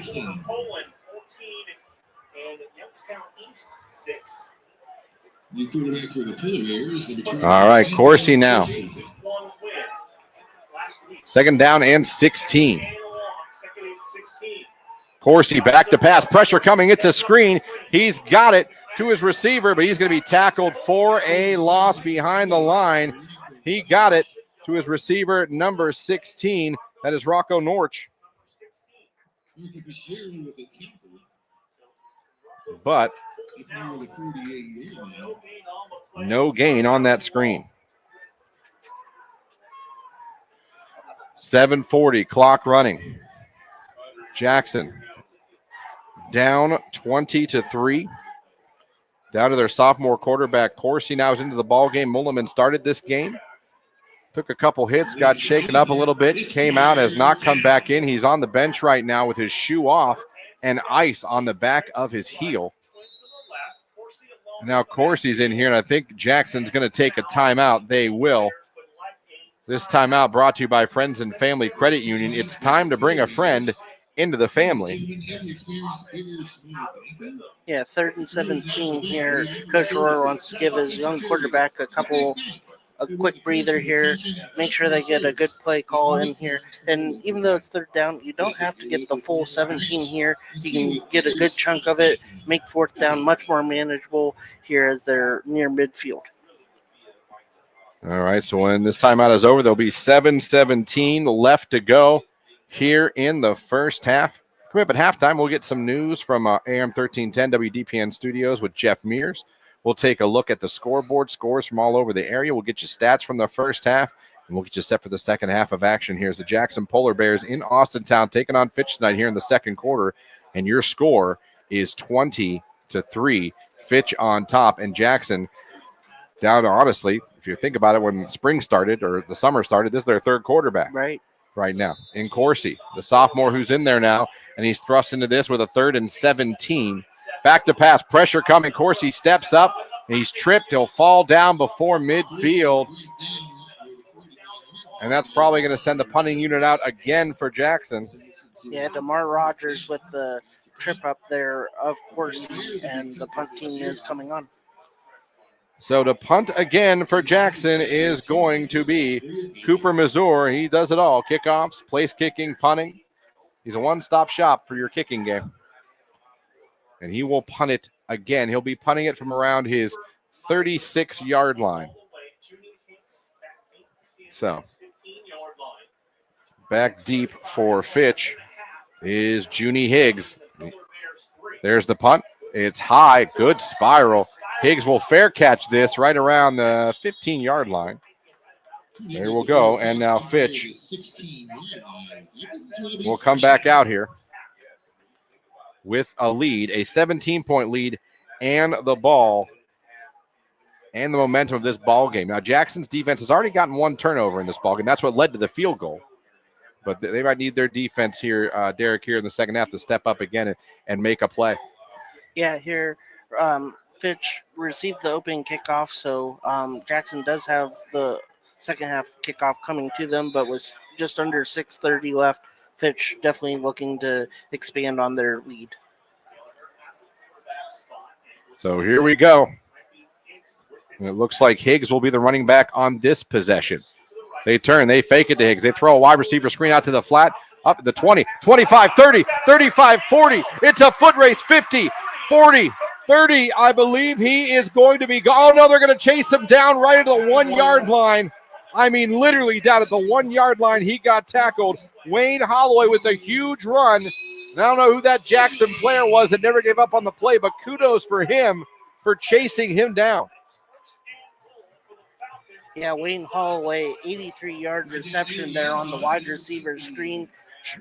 Went right up the sideline with Fitch being so run heavy thus far. The box was stacked. Coach Parker and the Falcons took advantage of that with the wide receiver screen for 83 yards down to the 1. R.G. Drake, red zone, 1st and goal from the 1-yard line. It's still Junie Higgs. Got some extra backs, though. Direct snap to Higgs. Going to try the outside. Stiff arm, get in the end zone and score. Fitch increases their lead. Touchdown, Falcons. Man, anything that the Falcons have tried tonight has worked, and that's why they have built this big first half lead here, just under 6 minutes until halftime. Fitch coming out with all kinds of momentum and physicality here in this first half. Back on to kick again is Jackson Faulkner. Again, he's made all but one. The one he missed today was blocked.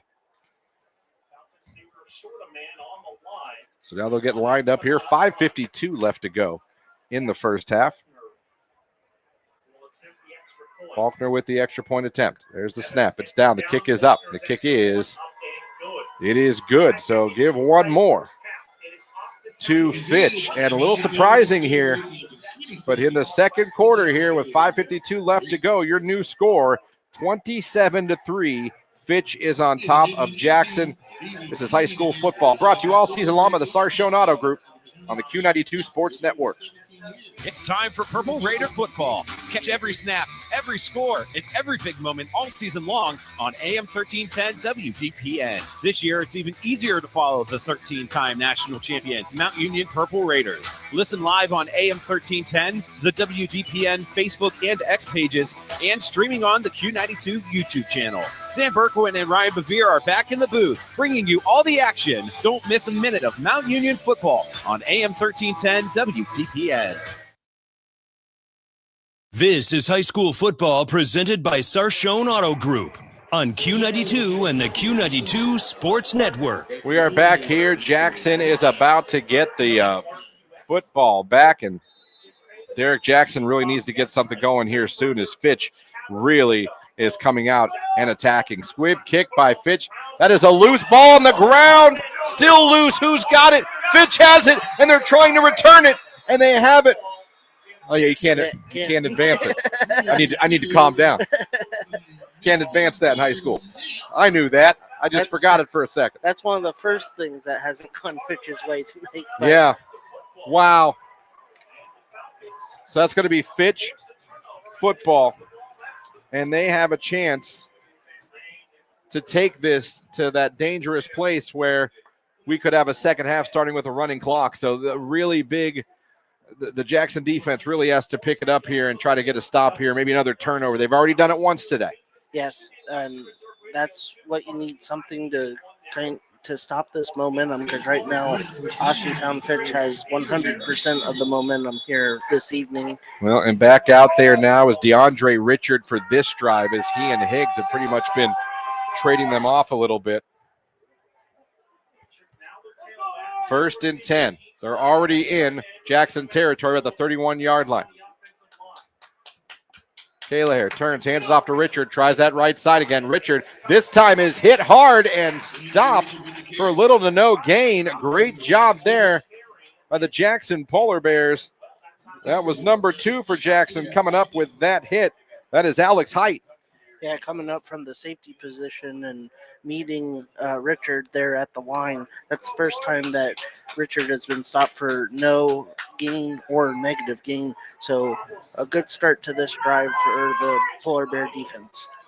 All right, 2nd down and 10. Ball on the 31-yard line of Jackson.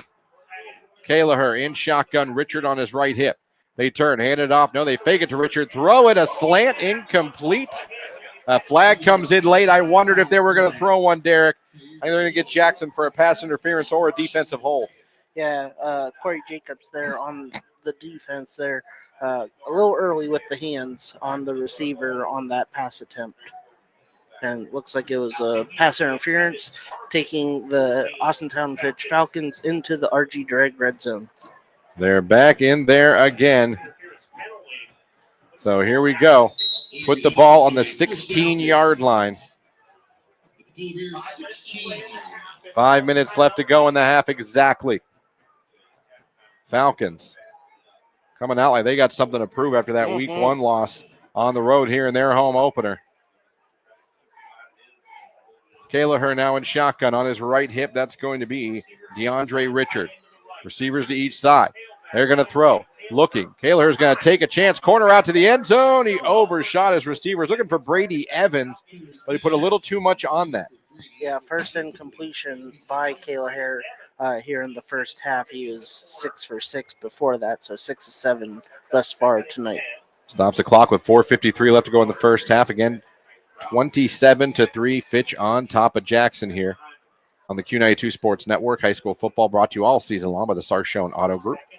Glad to be with you, part of a Score 7 area high school football games that you can listen to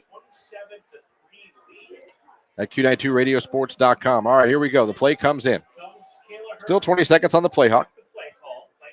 Kayla now gets everyone lined up. Going to go twins left, tight end to the right. DeAndre Richards on his right hip. Slot receiver comes in motion. They fake the jet sweep. They hand it off to Richard. Richard inside the 10. Richard bolts forward inside the 5. Still going around the 4. 3, 2. He falls down at the 1. Late flag coming in again as Richard helmet came off. Well, that's going to be another face mask as we have another player down for Jackson right now. That is number 4 for the Polar Bears, Corey Jacobs. And he is down and trying to see what is he favoring his head, or does he just have his head in his lap for a leg injury? Yeah, hard to tell with.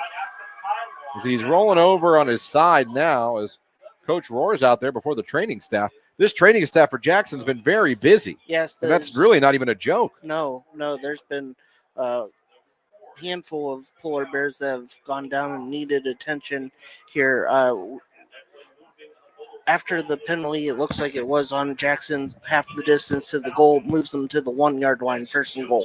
And Jacobs walking off with the training staff.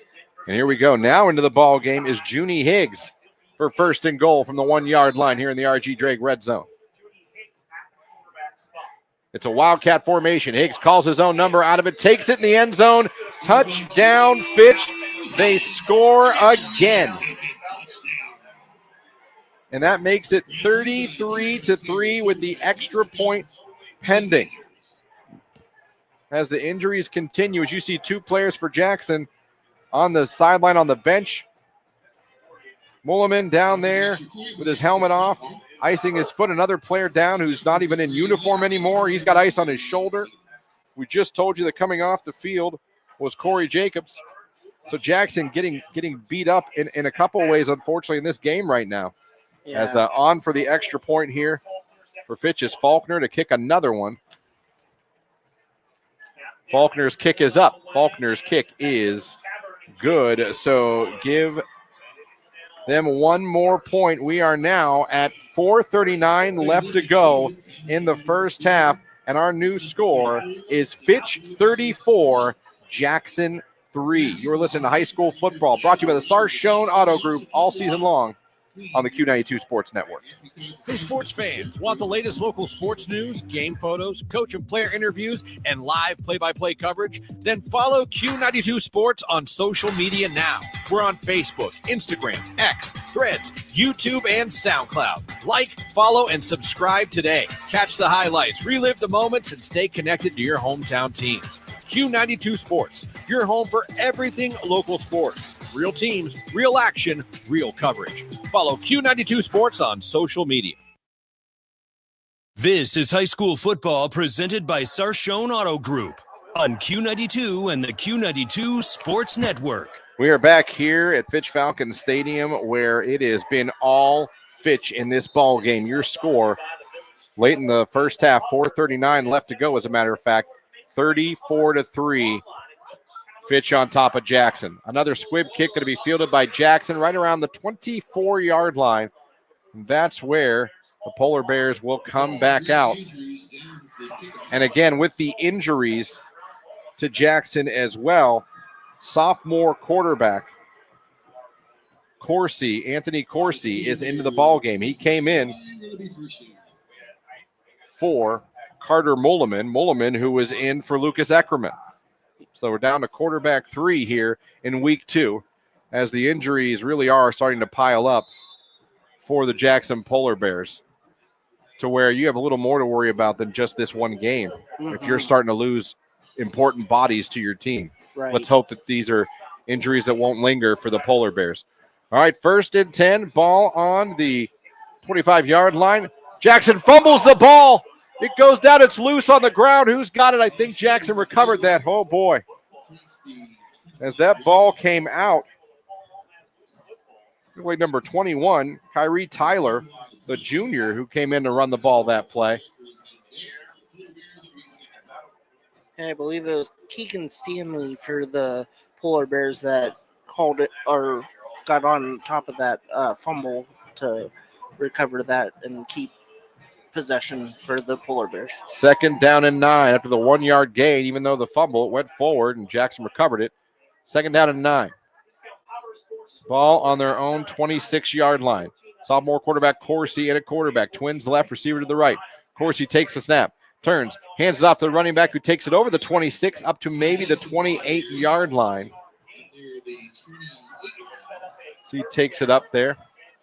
That was run by number 24. That's Ty Jackson with the carry for Jackson. There's some new names. Mm-hmm. You're starting to hear, because of injuries, some other guys being forced into action here for Jackson as we're coming up on 3:25 left to go in the first half. This makes it 3rd and 7 for the Jackson Polar Bears. Jackson lined up now on 3rd and 7. Ball on their own 28-yard line. Corsi and shotgun. Twins left, receiver right. Fitch showing blitz. Now they bring the blitz. Corsi throws it underneath to his running back who takes up to the 30, maybe now just to the 30-yard line. That is caught by Ty Jackson out of the backfield. And that's going to force another punt by Jackson. They just can't get anything going tonight here, Derek. Yeah, aside from that short drive with the field goal after the fumble recovery, the Jackson offense has been very limited, save for some nice runs by Chase Maurer. Junie Higgs is back to return this punt for the Fitch Falcons. He's standing around his 30-yard line awaiting the punt. Here it comes.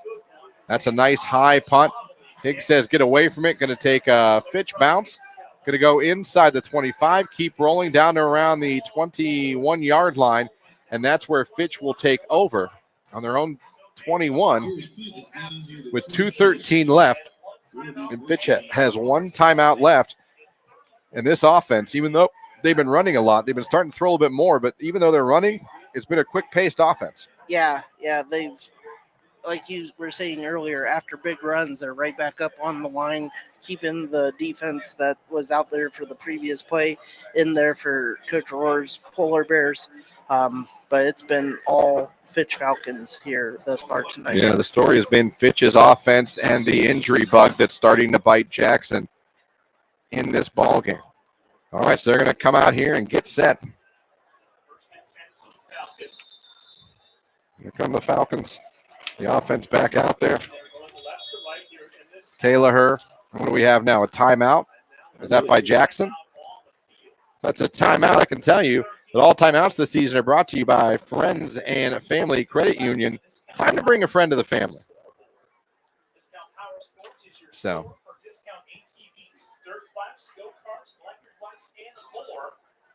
Timeout by Jackson, as they're going to be looking for answers here at halftime. Coach Rohr is going to be, like I said, trying to figure out something to do to slow down this attack by Fitch. And the injuries, again, if you're just joining us, yes, Fitch has dominated this ball game here in the first half. Yes, Fitch is up by a score of 34-10. But just as much of that story is some of the injuries happening to Jackson here in this ball game. Their quarterback, Carter Moleman, going down with a foot injury or a heel injury. He has not come back. His shoe is off. He's out. We've seen injuries to other players as well. Corey Jacobs walked off the field in the last possession. He was injured. I haven't seen if he's back out there. I don't believe he is. No, I take that back. He is back in the ballgame. I do see him out there. So Corey Jacobs, he was shaken up, but he's out there, and he's out there playing hurt right now. All right, here comes Fitch now. Ready to go. Kayla back to pass, looking, throws it, got it to his wide receiver. That is Brady Evans. Evans is going to take it up to the, only give him the 27-yard line there. And Fitch wants to keep moving here. As we're under 2 minutes to go in the first half, Fitch trying to get lined up kind of quickly. Junie Higgs is the running back on this drive. As the play is coming in, it is 2nd down and 5 for Fitch. Ball on their own, like 27-yard line. Kayla puts Higgs on his right hip. 1:44 left to go in the first half. Back to pass, looking, throws the slant. It is caught by his wide receiver up over the 35 from the 38-yard line. And that is caught by number 6 for Fitch. That is out to here. 1:35, Fitch getting lined up again. And here we go. Kayla comes a blitz by Jackson. It's going to be a toss to Richard, who's back in the ball game. Richard tackled again right around the line, and we're going to have a late flag coming in from behind the line of scrimmage. He was brought down, but it was by the horse collar. So we'll have a personal foul penalty and move Fitch onto the Jackson side of the field. As Richard came back into the ball game. So we'll wait and see. And that is what the call is going to be. So mark off 15. Now that's going to put it in Jackson territory. Fitch now will have the ball on the 47-yard line of Jackson. With 1:21 clock running, Fitch still has one timeout left. And we have a whistle after that. So we'll see what they're stopping it for now. What do we got here? I'm not sure. Yeah, the official stopped everybody. Now they got it okay. Now the Fitch looks a little discombobulated as far as their lineup here. Kelleher getting everybody set. He's got receivers to each side. Richards back there in the backfield with him. 1:17 left to go in the first half. Kelleher wants to take a shot. He's looking for his receiver. It is incomplete. He wanted, we're going to have a flag. I think holding on Jackson again, another penalty on the Jackson Polar Bears. Yeah, that was an instance where the defensive back got beat and opted to grab on to the receiver versus letting them break free for the reception and touchdown. I'll tell you what, too. Corey Jacobs he's still out there playing. He's still hurting. I give him credit for he's out there. He's coming off now. He's trying to play through it. Again, these injuries are really starting to mount up for Jackson as he is a big part of their team as well. He came off now, trying to go back out there after getting shaken up earlier, and I don't know. Again, like I said, this game is taking a toll on the Polar Bears' depth. Yes. 34-3. Fitch on top of Jackson. There's 1:11 left to go here. Jackson has the ball. Back to pass. Looking, throws a slant across the middle. It is incomplete as he was looking for his wide receiver, Altahir, again. Falls incomplete. That'll stop the clock with 1:06 left to go here in the first half. Yeah, Fitch looking to expand their lead, and if you're Jackson, you're just trying to get to halftime so you can kind of get your bearings back. So 1:05 left to go in the first half is the situation. Fitch is up 34-3 over Jackson. Fitch has the ball in Jackson territory on the 37-yard line.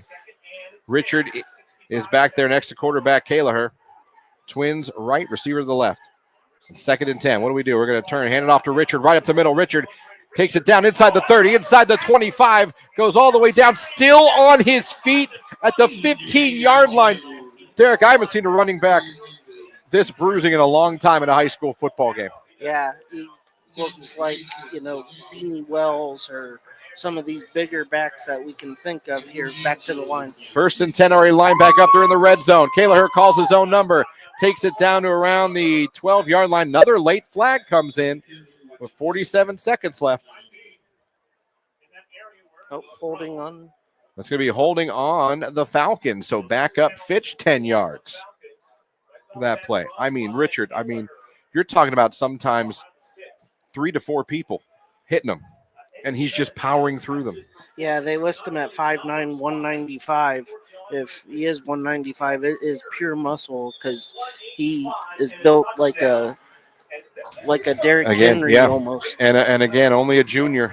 He rushed for 1,700 yards and 20 touchdowns in his sophomore year. Off to an amazing start. What do you have, 238 or something like that in week 1?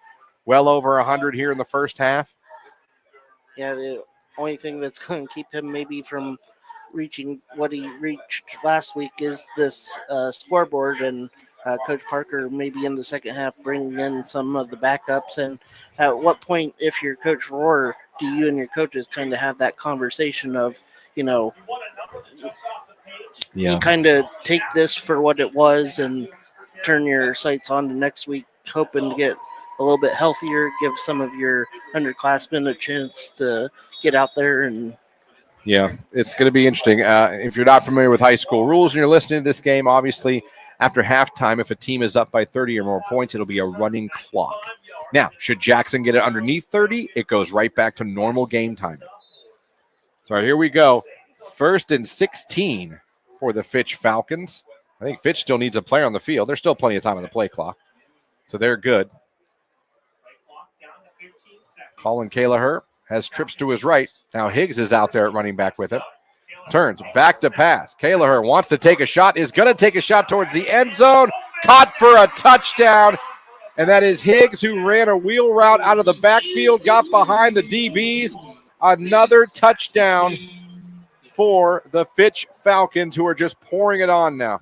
Yeah, 40-3 with the point after touchdown coming. That is Hicks' 4th touchdown of the night. 3 on the ground, first as a receiver. What a first half the Fitch Falcons are having. Jackson Faulkner on to attempt the extra point. He's been busy this first half. So Higgs with a touchdown catch. Faulkner's kick is up. It is good. I got to tell you, I didn't expect this when we came here tonight to the stadium, Derek, because now your score with 40 seconds left to go in the first half, it is now 41-3 Fitch over Jackson. We'll be right back. It's high school football on the Q92 Sports Network, brought to you all season long by the Sarshone Auto Group. When it comes to sports, Sam Berkwin brings the heat. Catch the Sam Berkwin Show weekdays from 3 to 6 p.m. on AM 1310 WDPN and streaming live on the WDPN Facebook and X pages, plus the Q92 YouTube channel. From the Browns to the Buckeyes, the Guardians, Cavs, and your local high school teams, if it's making headlines in the sports world, Sam is talking about it. It's the local sports talk you want. The Sam Berkwin Show, weekday afternoons on AM 1310 WDPN. This is head coach Jay Rohr for the Jackson Polar Bears. You're listening to high school football on the Q92 Sports Network. Coach Moore has a lot going on right now as the Polar Bears down 41-3 here late in the first half. Jackson picks up the squig kick up around the 35, cuts back up to the 40-yard line, still going, falls forward around the 44-yard line. Good job by one of the up men for the Jackson Polar Bears, Micah Regenball, to take it and not just fall down, but get a nice return and give Jackson, with 33 seconds left and 2 timeouts left, a good field position at their own 45-yard line. Yeah, good to see Regenball there. Last week he had 2 catches, 75 yards along the 40. So still out there, still putting forth the effort, trying to get them back under that 30-point threshold where the running clock for the second half will run.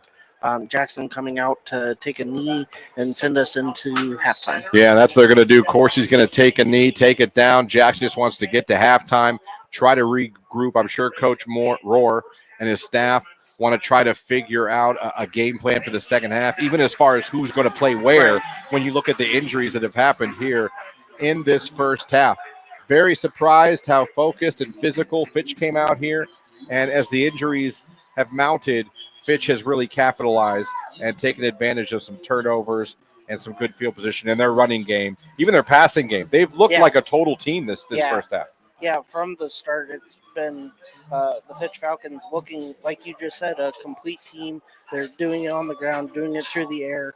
And we talked towards the end of our game last week about Warren Harding and coming off of a loss. And, you know, sometimes that's even scarier if you're going up against a good team that's coming off a loss versus one that's coming off a win, because they're coming out focused and hungry and backs against the wall. And that's the way the Falcons have played since opening kick.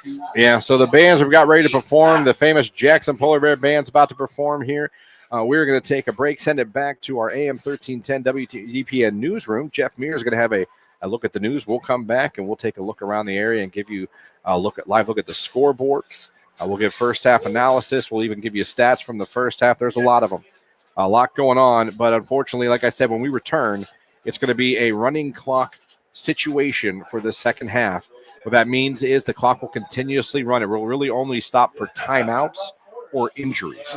A ball incomplete pass, clock keeps running. You run out of bounds, clock keeps running. Now, Should Jackson get it back down under 30, then the game would return to normal game timing. But when we come out here to start the second half, it's going to be a running clock situation. We've played 2 quarters of football. Your score, 41-3 at halftime. Fitch is on top of Jackson. This is high school football brought to you all season long by the Sarshone Auto Group on the Q92 Sports Network. Looking for your home for local sports? Head over to Q92radiosports.com, the official website of Q92 Sports Network. Catch every live broadcast of high school games and Mount Union sports. Stay up to date with the latest local sports stories. Check scores from around the area and never miss a game with our full broadcast schedule. It's everything sports all in one place. Q92radiosports.com, your local sports connection. Hey, sports fans, want the latest local sports news, game photos, coach and player interviews, and live play-by-play coverage? Then follow Q92 Sports on social media now. We're on Facebook, Instagram, X, Threads, YouTube, and SoundCloud. Like, follow, and subscribe today. Catch the highlights, relive the moments, and stay connected to your hometown teams. Q92 Sports, your home for everything local sports. Real teams, real action, real coverage. Follow Q92 Sports on social media. Missed the big game? Don't worry, Q92 has you covered. Check out our SoundCloud page where you can relive every exciting moment. From high school football, basketball, baseball, and softball to Mount Union football and basketball, we've got it all. That's every broadcast from this season and even classics going all the way back to 2016. Follow Q92 Radio on SoundCloud and never miss a play, a call, or the thrill of the game. Q92 Radio on SoundCloud, your home for every game, every season. It's time for Purple Raider football.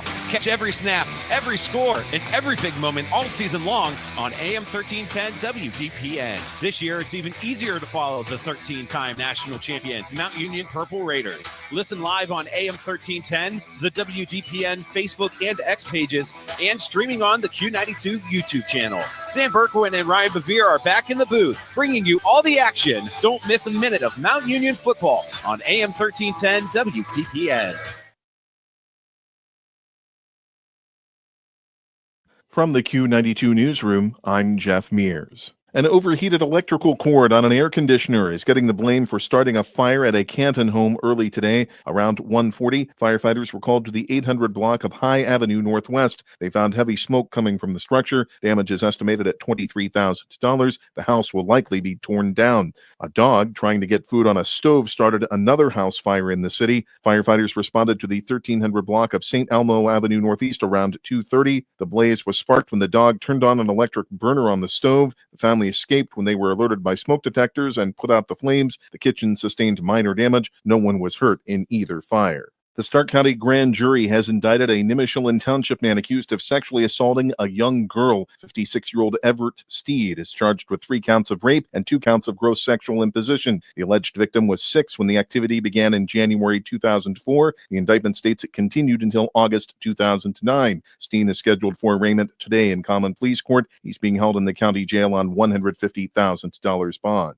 A man accused in a violent assault in Canton is behind bars. 49-year-old William Harvey of Canton was arrested Thursday. He was wanted on a warrant charging him with felonious assault for an August 11th incident. Harvey allegedly used a chair to hit a 58-year-old Canton man in the head. Police say the incident occurred in the 1900 block of 6th Street Northeast. Court records state the victim suffered several broken bones and the loss of 4 teeth. Harvey is scheduled for arraignment today in Canton Municipal Court. The Highway Patrol is investigating a fatal crash in Tuscarawas County that occurred Thursday afternoon. Around 2:15, 18-year-old Ava Stamets was northbound on I-77 in Oxford Township when her car crossed the median and entered the southbound lanes. Her vehicle collided with a pickup truck near milepost 63. The truck went off the left side of the interstate and overturned. Stamets' car then struck another pickup. Both vehicles went off the right side of the road and hit a guardrail. Stamets died at the scene. The other drivers and 4 passengers in the second truck suffered minor injuries and and were taken to a Cambridge hospital. The patrol is investigating the incident. Drugs and alcohol are believed to be factors.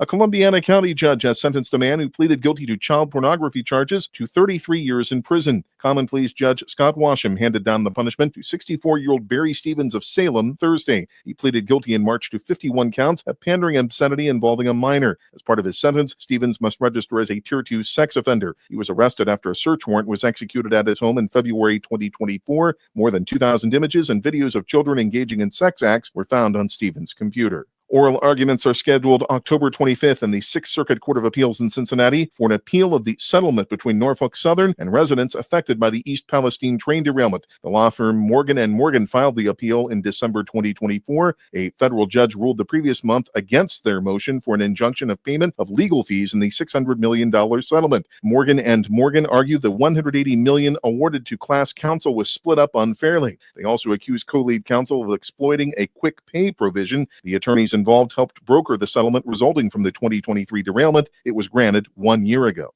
More news after this. The Q92 Sports Network brings you more high school football and basketball games than anyone else, by far. But did you know that you can go back and listen to our broadcast again? Simply go to the Q92 radio page on SoundCloud. We posted the games we broadcast for everyone to go back and relive. We have playlists filled with our high school football broadcasts from 2016 to this season. So go to SoundCloud now, follow Q92 Radio, and listen.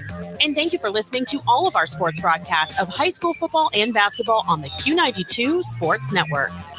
It's off to prison for a Ravenna man who pleaded guilty to child pornography charges. A federal judge sentenced 47-year-old Daniel Robertson to more than 10 years behind bars. He pleaded guilty in May to receipt and distribution of visual depictions of minors engaged in sexually explicit conduct. Robertson downloaded and shared sexually explicit photos and videos of children from March to December 2024. Federal agents found the material on electronic devices after a search warrant was executed at his home in December. Robertson also was ordered to serve 10 years probation and pay more than $17,000 restitution. 80 days in jail and 1 year of probation is the sentence issued to a man who threatened an employee at Hollywood Gaming Casino in Austintown. Mahoning County Judge Scott Hunter handed down the punishment Wednesday to 69-year-old Alfad Mohammed of North Jackson. He pleaded guilty to aggravated menacing and failure to comply. An intimidation charge was dropped. Mohammed was given credit for 10 days served. He is banned from the casino after losing a large bet. Mohammed threatened to shoot an employee August 10th. Security escorted him off the property. Mohammed later led police on a chase and pointed a rifle out of his vehicle. A federal judge has sentenced 2 women for having fake forms of identification.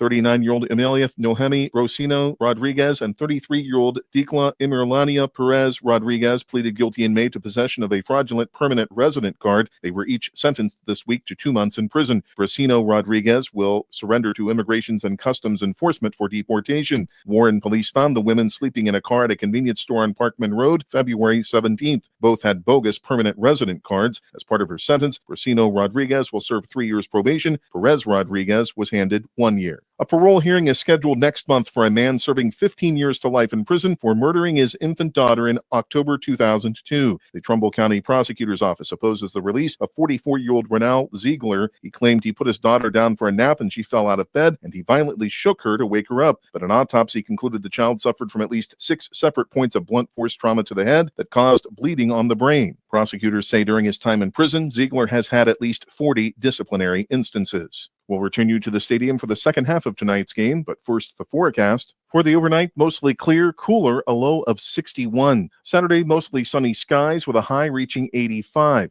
For Q92 News, I'm Jeff Mears.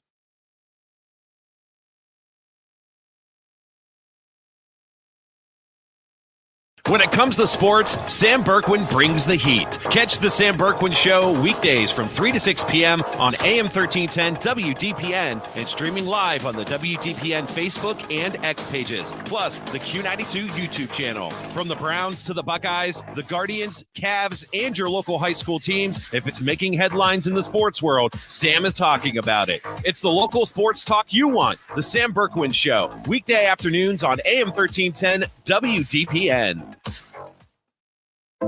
Looking for your home for local sports? Head over to Q92radiosports.com, the official website of Q92 Sports Network.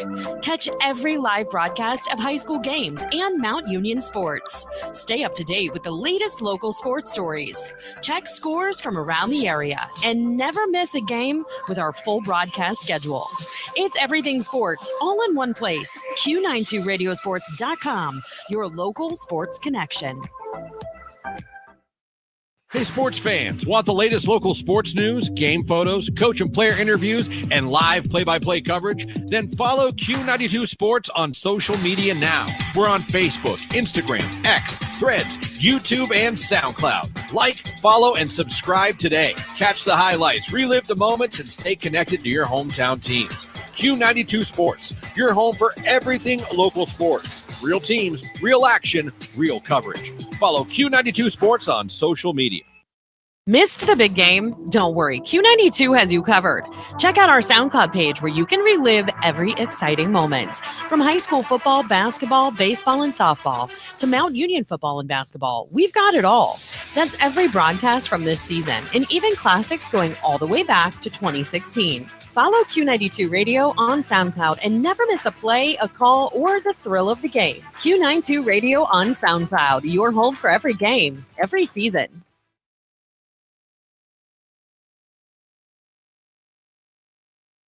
This is high school football presented by Sarshone Auto Group on Q92 and the Q92 Sports Network. Welcome back here to Fitch Falcon Stadium, where at halftime your score is 41-3. Jackson is on top. Jackson trails Fitch here as the Fitch Marching Band is performing for the crowd here tonight. Let's take a look at the scoreboard and see what we got out there for you in the games tonight. In the third quarter, Mogador is up 14-7 over Central Catholic.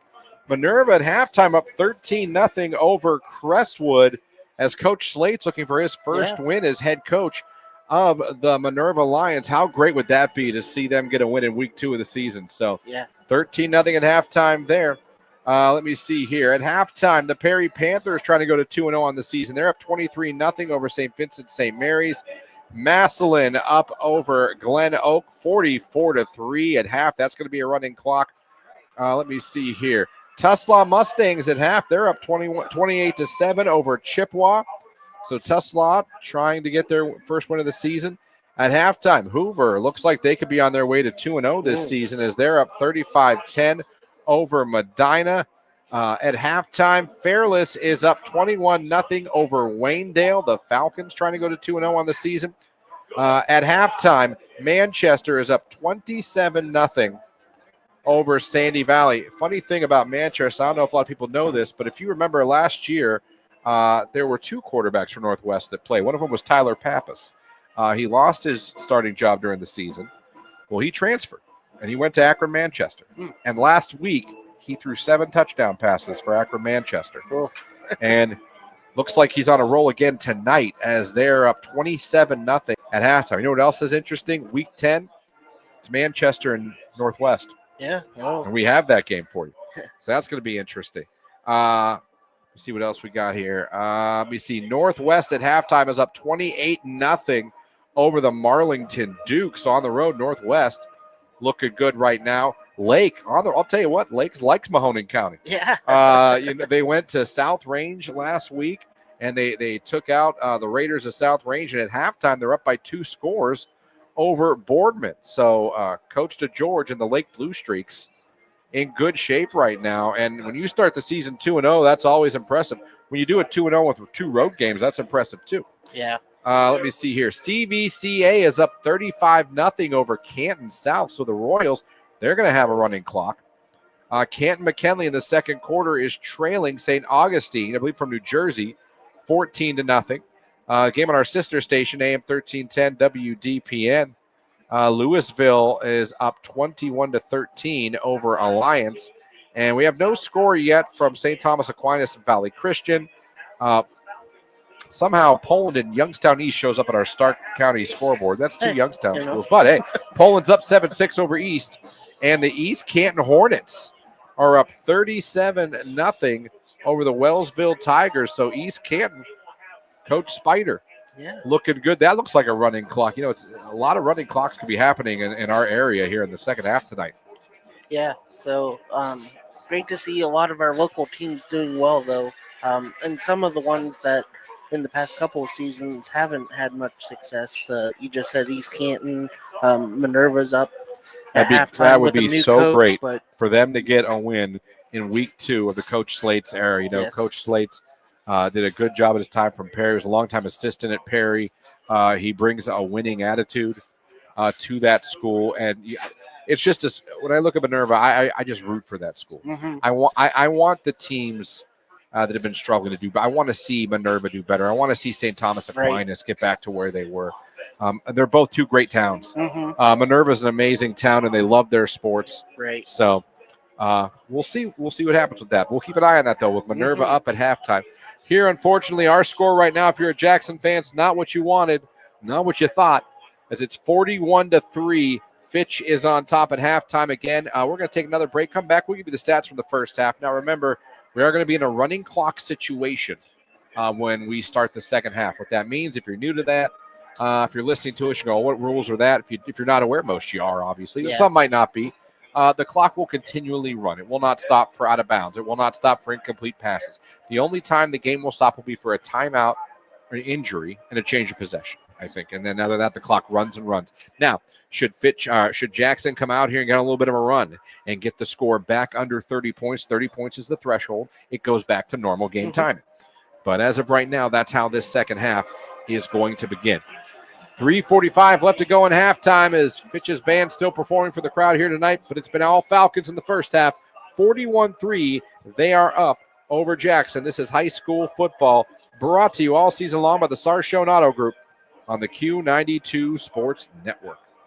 When it comes to sports, Sam Berkwin brings the heat. Catch the Sam Berkwin Show weekdays from 3 to 6 p.m. on AM 1310 WDPN and streaming live on the WDPN Facebook and X pages, plus the Q92 YouTube channel. From the Browns to the Buckeyes, the Guardians, Cavs, and your local high school teams, if it's making headlines in the sports world, Sam is talking about it. It's the local sports talk you want. The Sam Berkwin Show, weekday afternoons on AM 1310 WDPN.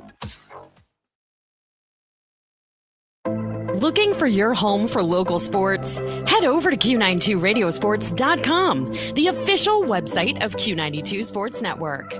Catch every live broadcast of high school games and Mount Union sports. Stay up to date with the latest local sports stories. Check scores from around the area and never miss a game with our full broadcast schedule. It's everything sports all in one place. Q92radiosports.com, your local sports connection.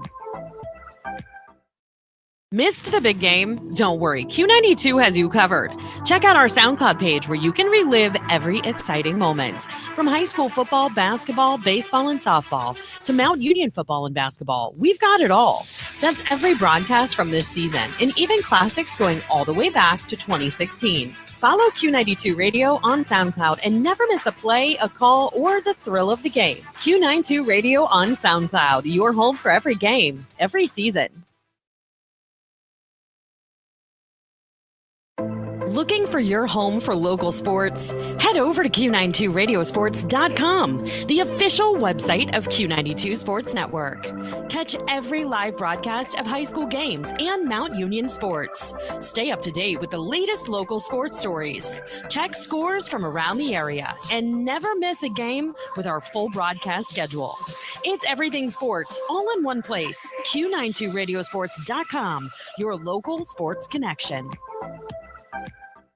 This is head coach Jay Rohr from the Jackson Polar Bears. You're listening to high school football on the Q92 Sports Network.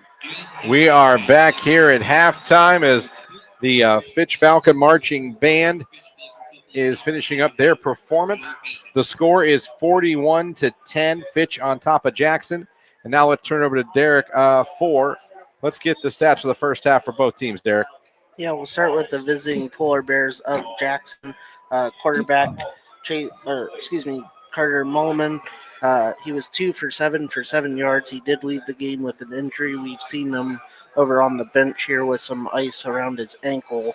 And then coming in after that injury was sophomore quarterback Anthony Corsi. He's 2 for 2 for 2 yards through the air. Leading rusher for the Polar Bears is Chase Maurer. He had 9 rushes for 65 yards before leaving with an injury as well. The score for Jackson, the field goal off the foot of Cooper Miser, was from 24 yards out with 6:34 left in the opening quarter. Flipping it over now to the Fitch Falcons, who lead on the scoreboard 41-3. Quarterback Colin Callagher, he is 9 of 11 for 163 yards and 2 touchdowns. Leading rusher is DeAndre Richard. He has 10 rushes, 186 yards, including a 32-yard touchdown run. Also on the ground, Junie Higgs, the senior running back. He has 46 yards on 5 touchdowns. He has 2 rushing touchdowns from a yard out apiece and a 26-yarder as well. And then on the receiving end, leading receiver is Brady Evans with 4 receptions and 28 yards. And then Wayne Holloway, 2 receptions for 101 yards. And Junie Higgs, if the 3 rushing touchdowns weren't enough, he had 1 through the air on the receiving end on a 23-yarder for the scoring. So there's your stats from the first half as we are doing the warm-ups here. We have unconfirmed reports about more injuries for Jackson. Remember, late in that first half, if you were paying attention, he was out with an injury. Chase Maurer, who was their leading tailback, led him in rushing last week. He left the game with an injury. And there are some reports up here. Now, again, we can't confirm this 100%. But from we feel a reliable source, it might have been, it could have been a broken collarbone. Yeah, we can't confirm that right now. Yeah, we did see someone down on the sideline in the first half with ice on their shoulder. Uniform off. Which would align with that report there that we were passed on. But, yeah, if you're Jackson, there's been a few injuries, and at this point you're – And their quarterback, Carter Mulliman, who started the game, he left the game in the first half. That was a foot or back of ankle or heel injury as he was on the bench with his leg up and the back of his heel on ice for the entire second half. Even Corey Jacobs got injured in the second quarter of the ball game. He fought to get back in. He got back in and was playing, but he was coming off the field late in the first half, frustrated, and you could tell he was hurting as well. So some big injuries, some important positions to some important players for the Jackson Polar Bears. And if you're Coach Rohr in a situation like this, Derek, what do you think you tell your team? What's your strategy? Do you decide you just want to live to fight another day, or are you in there telling them, listen, I don't care what the score is. We're going to fight this second half and play our tails off and see what we can get done, because you can always build on something in the second half that can take you to next week. And don't forget, too, we're down from 16 teams in the playoffs now to 12. So every game, every point, every computer point, computer points counts now more than it did. You know what I mean? We're in a situation where in high school football, the previous years, heck, you could go 4-6 and have a home game. You know what I mean? That's not going to happen this year. And the OHSAA has changed to the playoffs. So every computer point matters. And Coach Rohr definitely much more qualified than I am to make these decisions. But in my mind, I think you just kind of take this game for what it is. You get out there, you try to get some of your young guys some experience on Friday Night Lights out here, and you just try to end the rest of the game with no more injuries. You had plenty here to start. You do get the ball to start the second half here, so we'll see how this drive grows. If you score a touchdown, go for 2, you're at that 30-point threshold. So, we'll see how they come out, but just positive plays and playing the game the right way. Yeah, and I think it's important if you're going to have to go with Corsi. I want to get him some decent reps. I don't Mhm. just want to hand the ball. I want Right. him to get some varsity reps, get him ready to go if he might have a situation where he has to play for a while. Up over the 20 is the kick return for Jackson to the 22-yard line. That is Gino Szymanski for Jackson. And Corsi will come back out now, the sophomore quarterback who was thrust into action with the injury to starting quarterback Carter Mulliman, who is back on the sidelines. He's got his shoe back on. He's no longer icing anything. Yeah, he's on his feet, walking around with his teammates, but clearly his not night- coming back in yeah, the his game. night is done, but it's good to see him up and moving around with no walking boot or anything along those All right. lines. Niall Schmidt, the 5'7" sophomore running back, number 27, he'll be in to start. So you're starting the second half here with your sophomore quarterback and your sophomore tailback down 41-3. Again, clock already running. It's a running clock situation.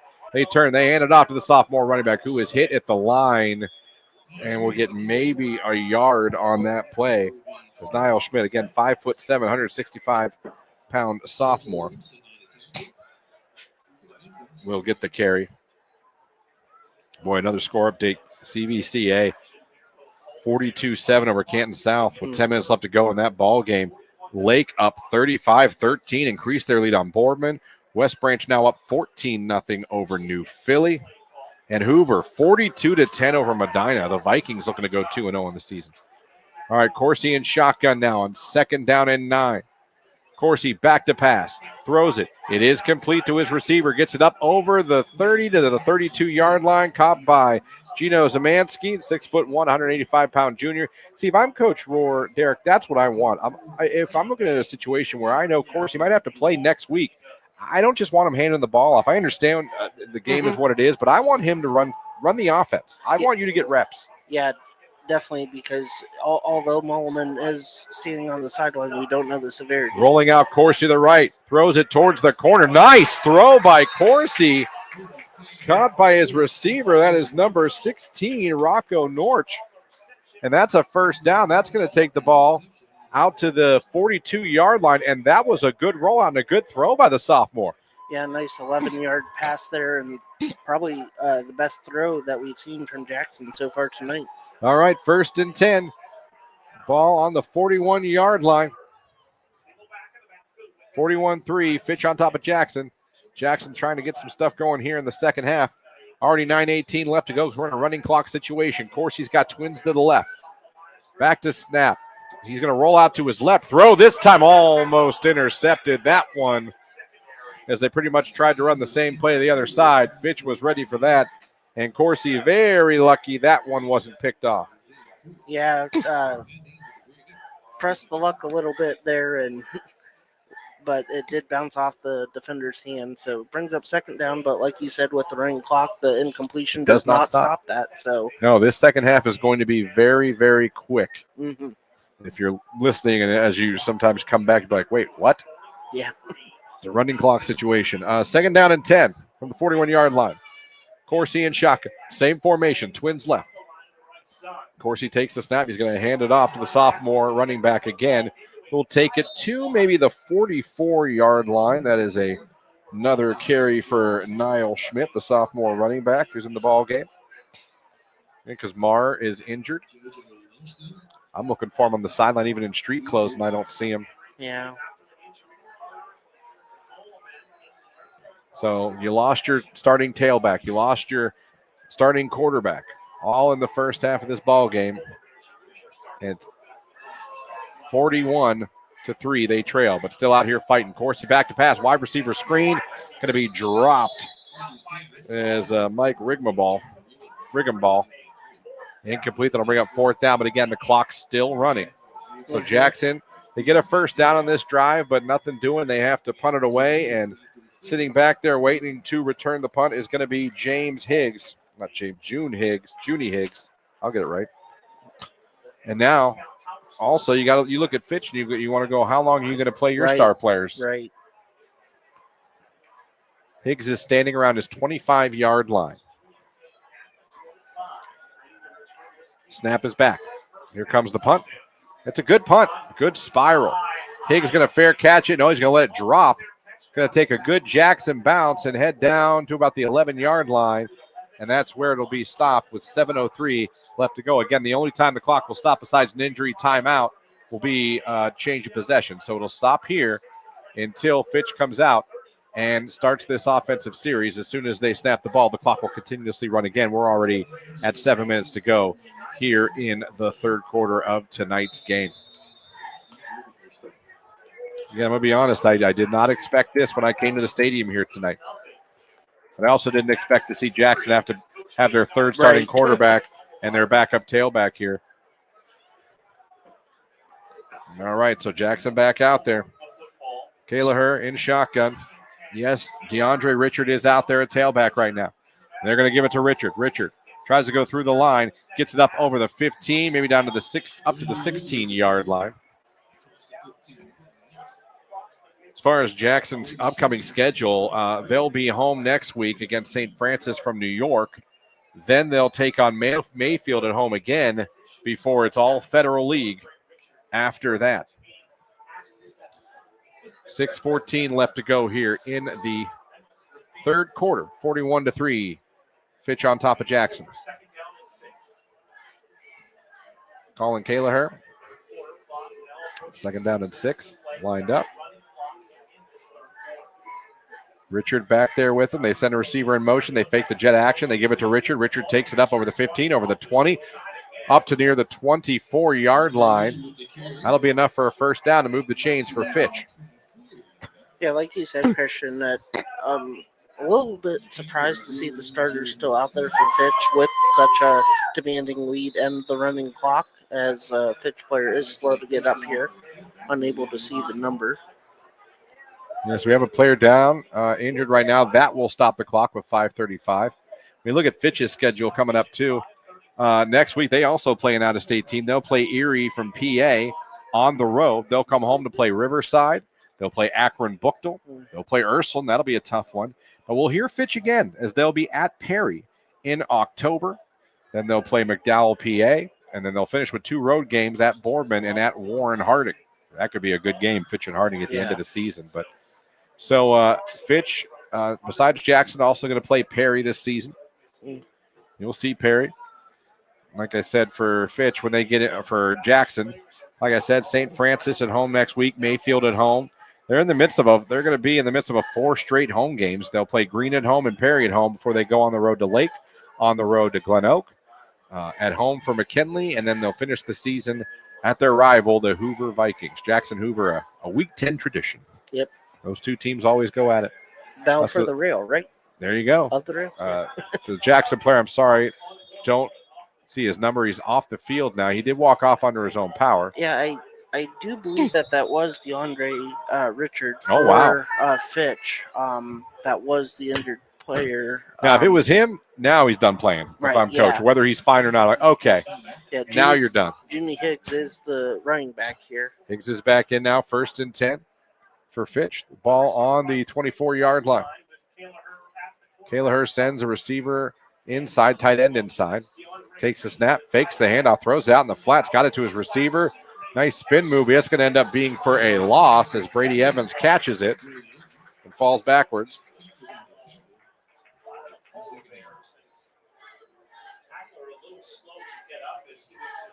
So we'll go back to the huddle. 4:50 left to go in the third quarter. That's going to make it 2nd down and 12 for the Fitch Falcons. And we'll get you some score updates too as this game goes on here in the second half. We're in a running clock situation. We'll let you know what's going on in some other games around here. 4:30 left to go in the third quarter. 2nd and 12 for Fitch. Ball on their own 22-yard line. They're going to turn, fake the handoff, throw again, a slant. Incomplete. So, but again, clock keeps running. He was looking for number 10, Isaiah Porch. But again, clock keeps running. A little surprised Fitch is throwing. Yeah, I think with the running clock, though, That's probably why, there's no harm in an incompletion when it comes to the clock management. So, like you said, with Corsi, you want to see him run the offense. Right. And if you're Coach Parker on the other sideline, you want to see Colin Kelleher run the full gauntlet. Third down and 12 for Fitch.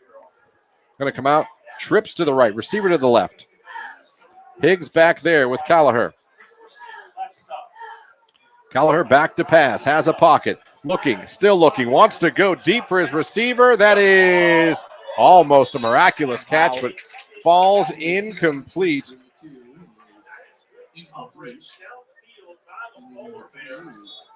And that means Fitch will have to punt. There's a late flag here back closer to the line of scrimmage. Dead ball, unsportsmanlike on Fitch.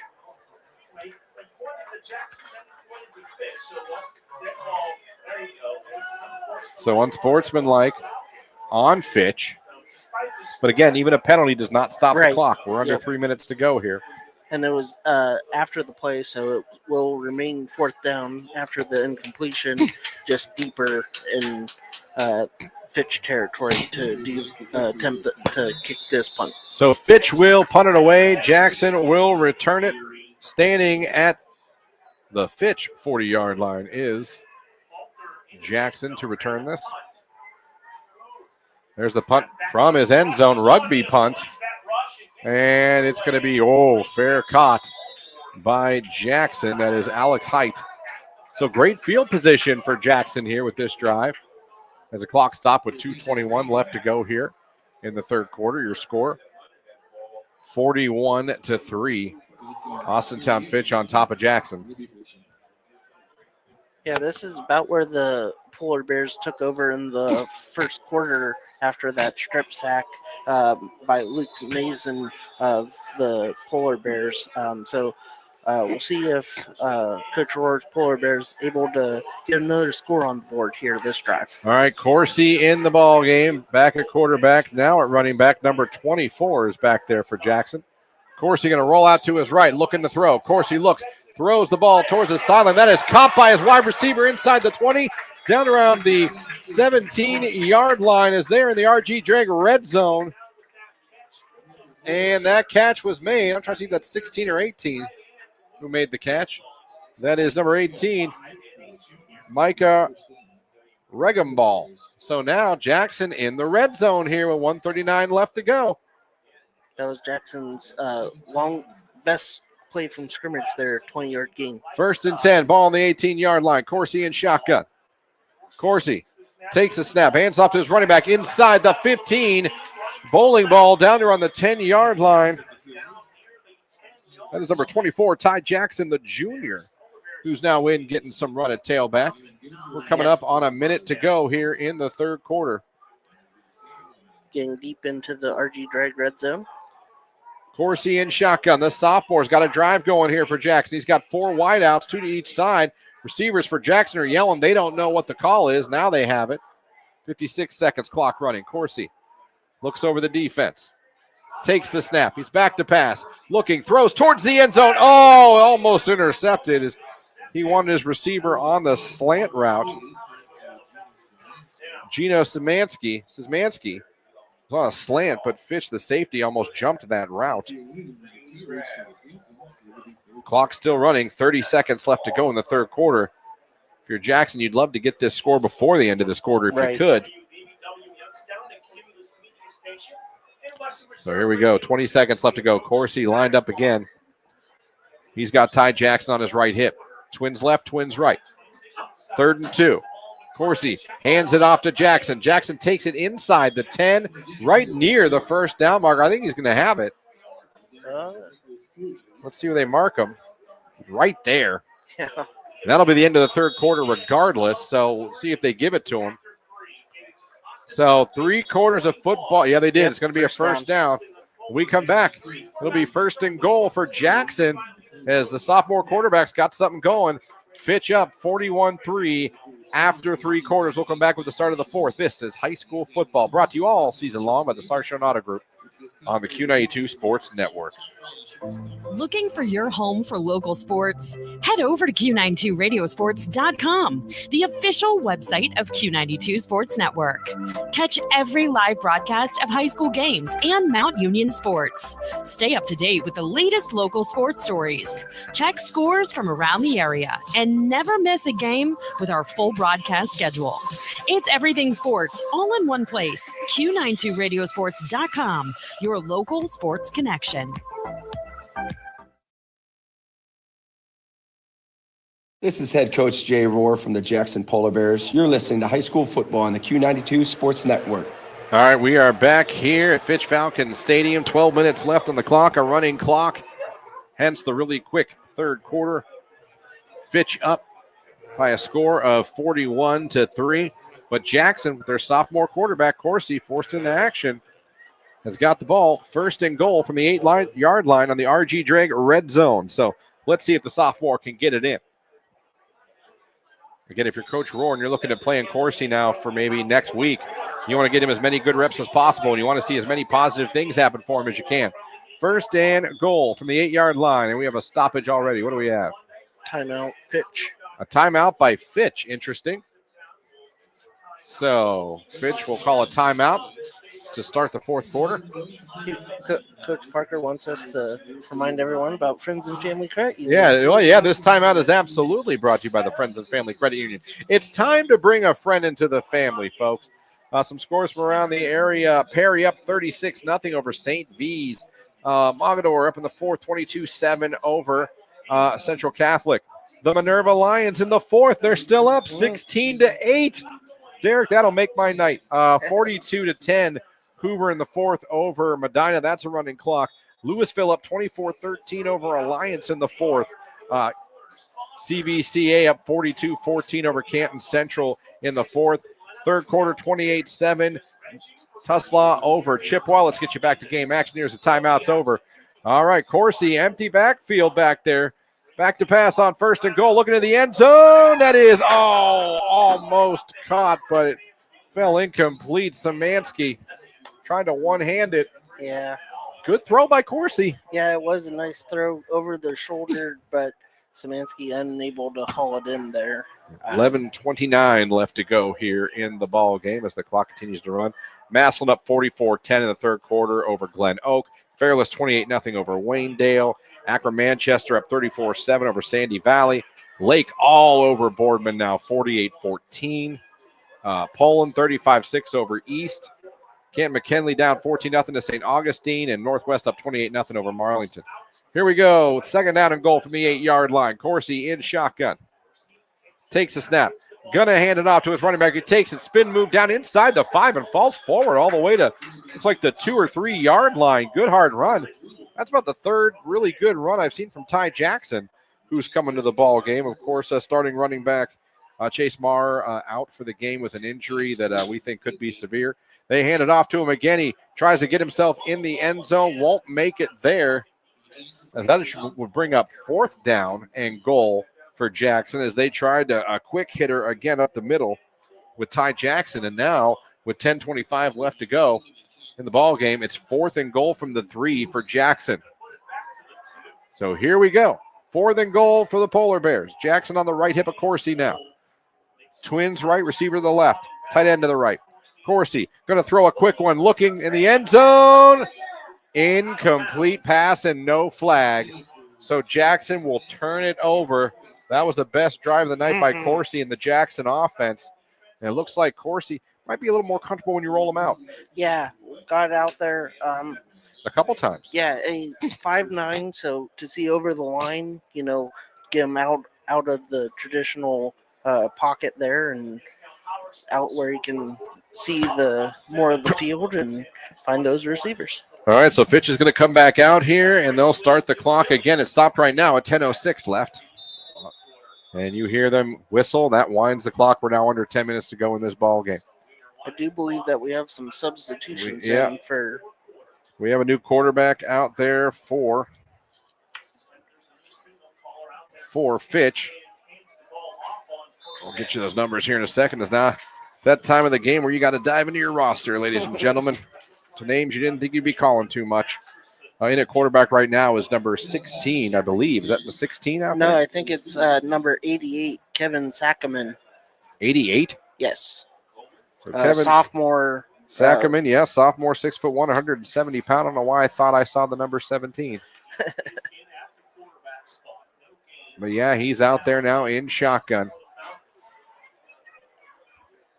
On second down and 10 after no gain. Turns, going to hand it off to his running back again. You better get out of the end zone or it's going to be a safety. He just gets out. So I'm trying to see who that was. That Landon Masterson, a junior, number 24, I believe, with the carry. A little hard to see the numbers.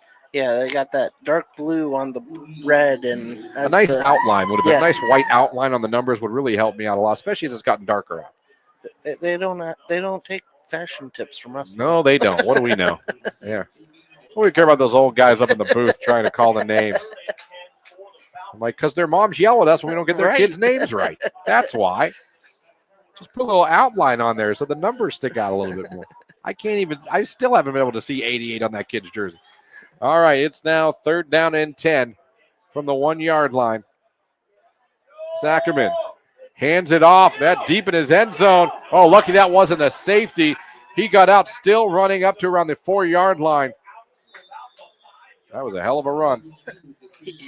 He ran about 30 or 40 yards to gain 4 on that run.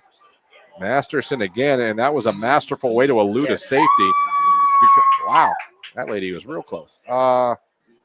They had him dead to rights in the end zone, and he somehow did a spin move, found space, and got out of there. Yeah, he was 5 or 6 yards deep in the end zone as well, where they were trying to corral him, but he was able to make his way out to about the 5 yard line. All right, 4th and 8. Austintown Fitch will punt from deep in their end zone. There's the snap, the punt. It's going to go to about the 38-yard line where Jackson will return it up at the 35, and about the 35 is where we'll stop it right there. It was returned by number 2 for Jackson, Alex Height. So Corsi's back out there. 7:23, clock stopped for a second. It'll go right back up once they blow the whistle. So Jackson going to obviously here in about 7 minutes fall to 1-1 on the season. Fitch will improve to 1-1 on the season. Both seasons still in great shape. Mm-hmm. Yes. But I think one of the bigger stories after this is going to be the health of some of the key players for Jackson. If Maurer is as hurt as we're hearing, that could be a potential end of the season. Right. We don't know how long Carter Mulliman will be out. We don't know the health of Eckerman. It's just going to be interesting. Corsi turns, hands off to the running back, and that was number 27, Niall Schmidt, who was hit immediately. Fitch is still out there hitting. As that run goes, takes it down around they'll mark it at the 38-yard line. Under 7 minutes to go in this ball game. A little quick post game for you here. We'll give you a look at the stats from the ball game. We'll give you a quick look at the scoreboard too on the Q92 Sports Network. Second down and 10.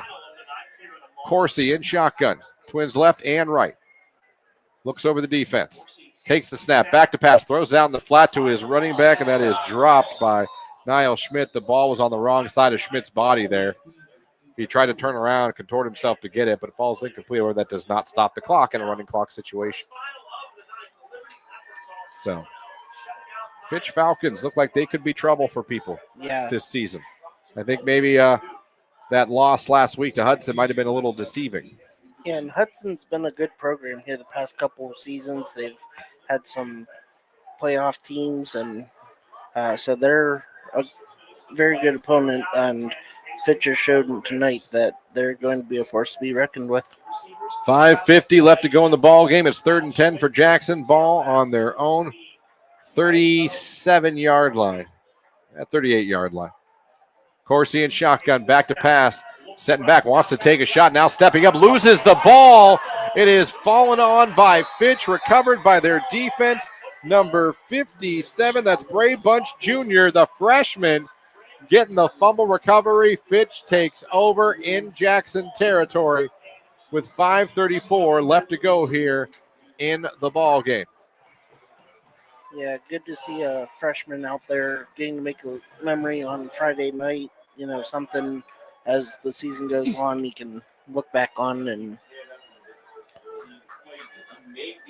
Score update. It looks like, let me see, West Branch now is up 21-7 over New Philly. We do have a final. Hoover beat Medina tonight, 42-17. So there's our final of our game of the week. Hoover and Coach Baum 2-0 on the season with 2 convincing victories. All right. Sackerman turns, hands the ball off to the running back, who takes it down to the 45-yard line. As that's another run for Landon Masterson, the junior running back. He's come in here in the fourth quarter to get some run. Under 5 minutes to go in this ball game. That's a nice video and scoreboard Fitch has here, but they don't put where the ball is. yeah, only on this other scoreboard down at the other end. Yeah. So I've looked up there multiple times tonight trying to see You're like, where the we heck's are. the ball? Kevin Sackerman now in at shotgun on 2nd down and 7. He's going to turn, hand it off to Richardson again. Going to go up down to the 45, down around the 42-yard line. Another carry for Landon Masterson for Fitch. So we still got some good games going on. Like I said, the Medina Hoover game is over. Louisville Alliance still going on. New Philly West Branch. CVCA and Canton South, St. Vincent, St. Mary, and Perry. But some of these games on our network will also be over soon, as we have unfortunately, we got a few running clocks on the network here tonight. So Hoover and Lake 2-0 with some convincing victories in their first 2 weeks. Yeah, and like you said, Lake, both of them being on the road out here in Mahoning County against some very good programs. 3rd and 4. 3:50 left to go in the ball game. Sackerman in shotgun turns, hands it off to the running back, who'll take it down to the 42, maybe the 41-yard line before he is thrown down. Sorry about that. That is number 26, McKeem Barnett, a sophomore who's in to get a carry in this ball game.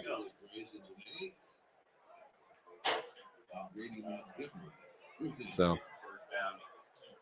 it'll be interesting to hear about the health. Like I said, I almost feel like the loss is going to be a secondary story as opposed to the health. I mean, you're talking about some injuries to some key players to this Jackson Polar Bear team.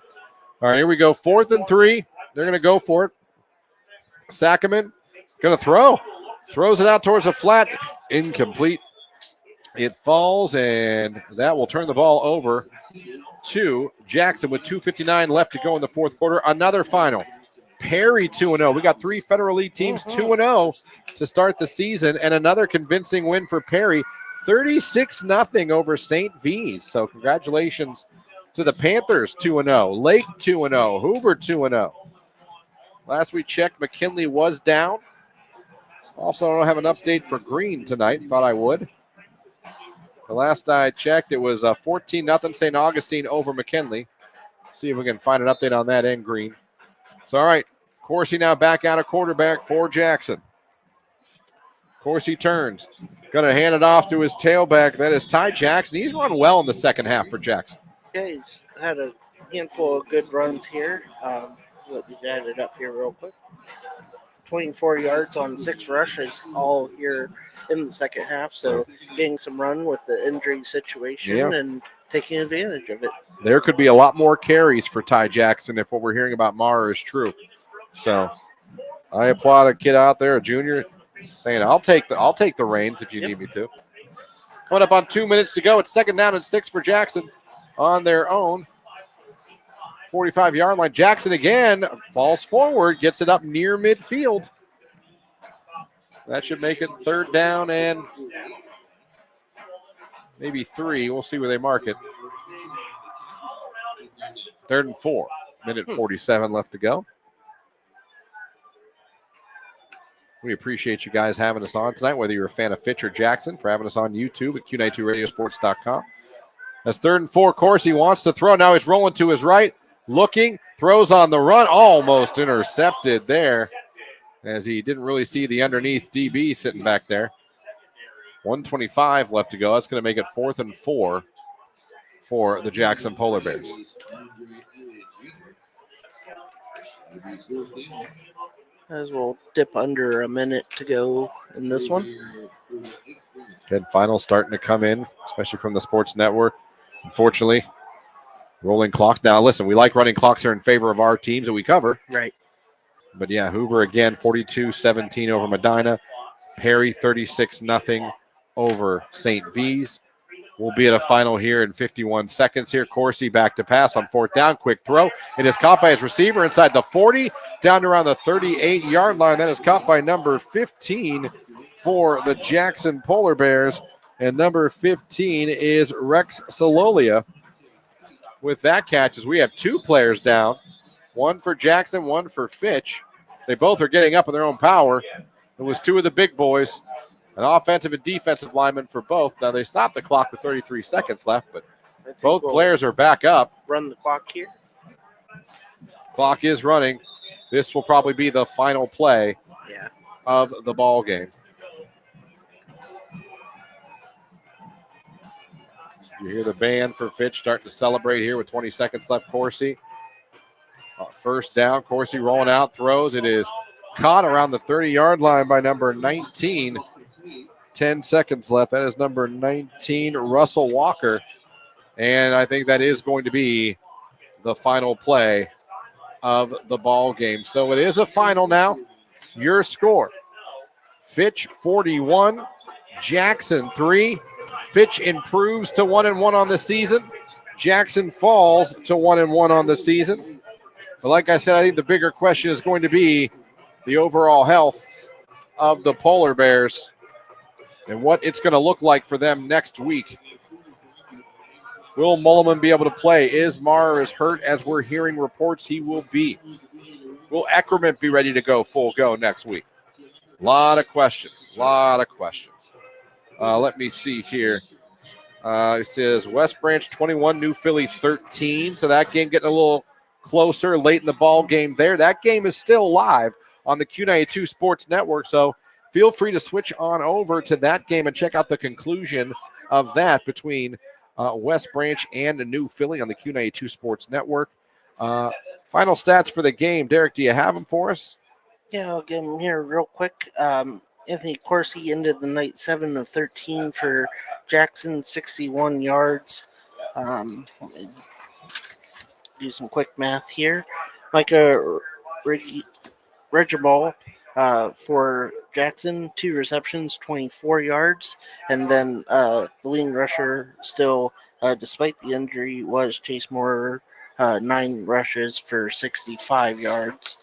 Then for Fitch, quarterback Colin Callagher, he was 10 of 14 for 161 yards, 2 touchdowns, and leading rusher was DeAndre Richard. He had 12 rushes for 198 and a touchdown, and leading receiver was Brady Keller. He had 5 receptions for 26 yards. There's your final statistics of the game tonight. Let's take a look at the scoreboard one more time before we get you out of here. Perry wins 36-0 over St. V's, 38-0 Tuslaw over Chippewa. In the fourth, Minerva 23-8 over Crestwood. Let's go. Hoover beats Medina 42-17. Louisville up 24-13 over Alliance. CVCA over Canton South 42-14. Lake 48-14 over Boardman. Akron Manchester 48-7 over Sandy Valley. Massillon 44, Glen Oak 10.